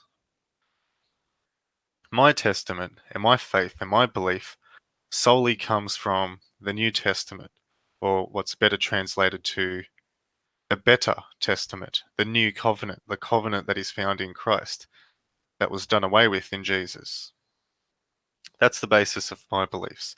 I look at the Old Testament for historical purposes, and what I mean by that is, I think the book of Genesis is very important because it talks about the origins of where all the people in the world came from. It talks about Genesis, like genealogy, where we came from. That's why I put importance on the book of Genesis. And yeah, so my faith doesn't come from the old covenant, which is dead. My faith comes from the new covenant, which can only be found in the New Testament. And all of European values today, traditional European values, are based on Christian virtues and Christian belief. That's where I stand on the topic. Europeans, in my opinion, I know a lot of people might disagree with this, but this is just my opinion, and I'm entitled to it. I'm happy to debate someone on the topic if they like, but in my opinion, pagan values is not a representation of European traditionalism. It doesn't exist. In fact, paganism is not a religion. It's a group of religions that defines. It's an umbrella term for a group of pre-Abrahamic religions. Like they consider Hinduism to be paganism. Like the Canaanites, for an example, the ancient Lebanese, they were pagans. Obviously, these are two different things. They're not the same thing. So paganism in of itself is not a sole single religion. It's a group of religions. So I'd point that out there. I don't know if he wants me to elaborate any more on that, but my interpretation is the Old Testament. This is my elevator pitch. If I had to summarize the Old Testament and the New Testament, in my opinion, again, my opinion, in my opinion, the Old Testament was there to. It's the rejection of paganism. Okay, this is why the covenant was with Moses and all of this sort of stuff. Now, the New Testament is the rejection of Judaism.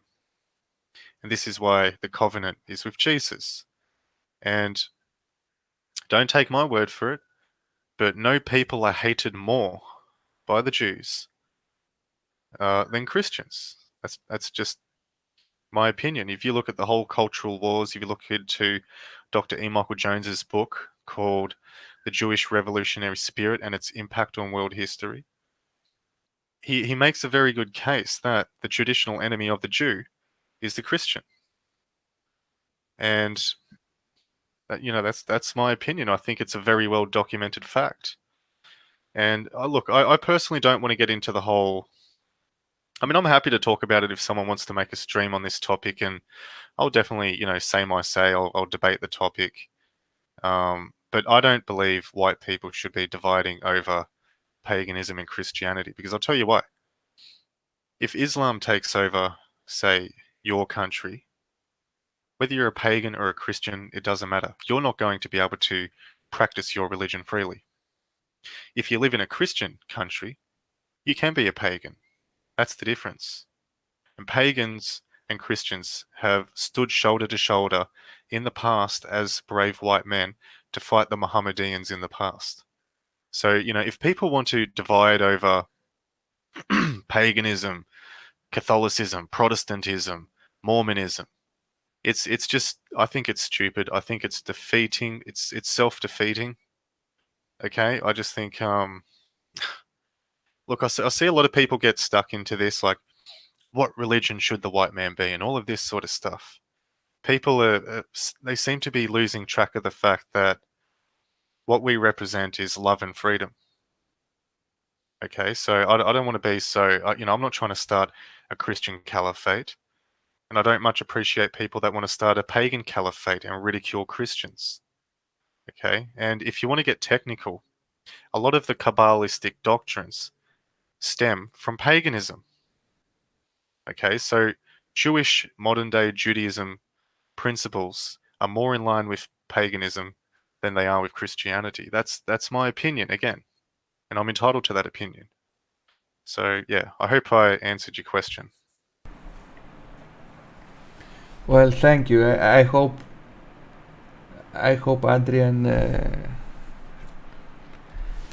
Adrian's question was answered. So I want to thank you for coming to my stream tonight. It was an honor, and it was also a pleasure.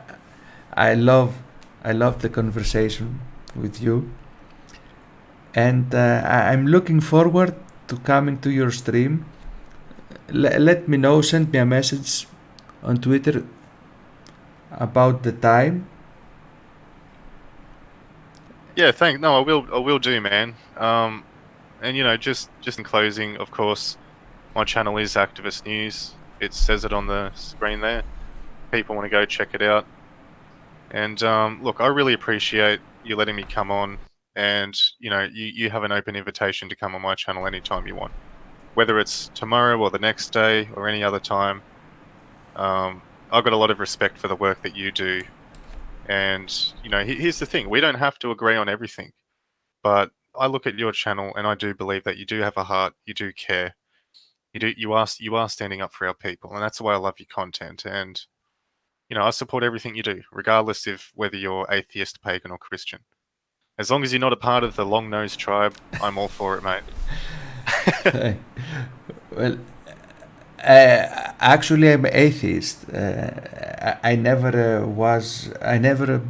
believed or belonged to any religion. I'm an atheist since I remember myself, since a young child. But I respect all religions except the religions that want to hurt me. And we know which religions are these. Yeah, it's become very obvious, especially in the 21st century. Yes, but I have no problem with Christians, with pagans. Only with two religions who hate me. Now, I want to inform everyone that is watching and is in the chat that Activist News social links are all in the description of the video, his YouTube channel and his Twitter account. Make sure to subscribe to both. He's got a very interesting YouTube channel with many videos, much better than mine. And he also does great streams, and make sure to subscribe because I will be on his next stream. Well, thank you. I really appreciate that compliment, and I wouldn't say mine are better. I'm still getting my head around this whole stream thing. Like, I love your intros, man. Those intros are on fire. You might have to send me a link to some of these songs as well because they're great. I'm really starting to get into Fash Wave. But yeah, look, thank you so much, Poseidon. It's been great. Thank you. Okay, thank you too. It was a pleasure. So I will sign off now, and you can mute and listen to the outro because I have a different song for the outro of the show. Oh, nice. I definitely will. And I hope you will like it. Thank you all. Thank you. Thank you for being on my show. I want to thank everyone that watched, everyone that participated in the chat. I want to thank the people that donated: Adrian, Jim77, Blitz777. Your donations are helping me. Thank you. And I will see you. I will not stream tomorrow, but I will see you on Monday on the Activist News stream. So make sure to subscribe to his channel. Goodbye from Greece.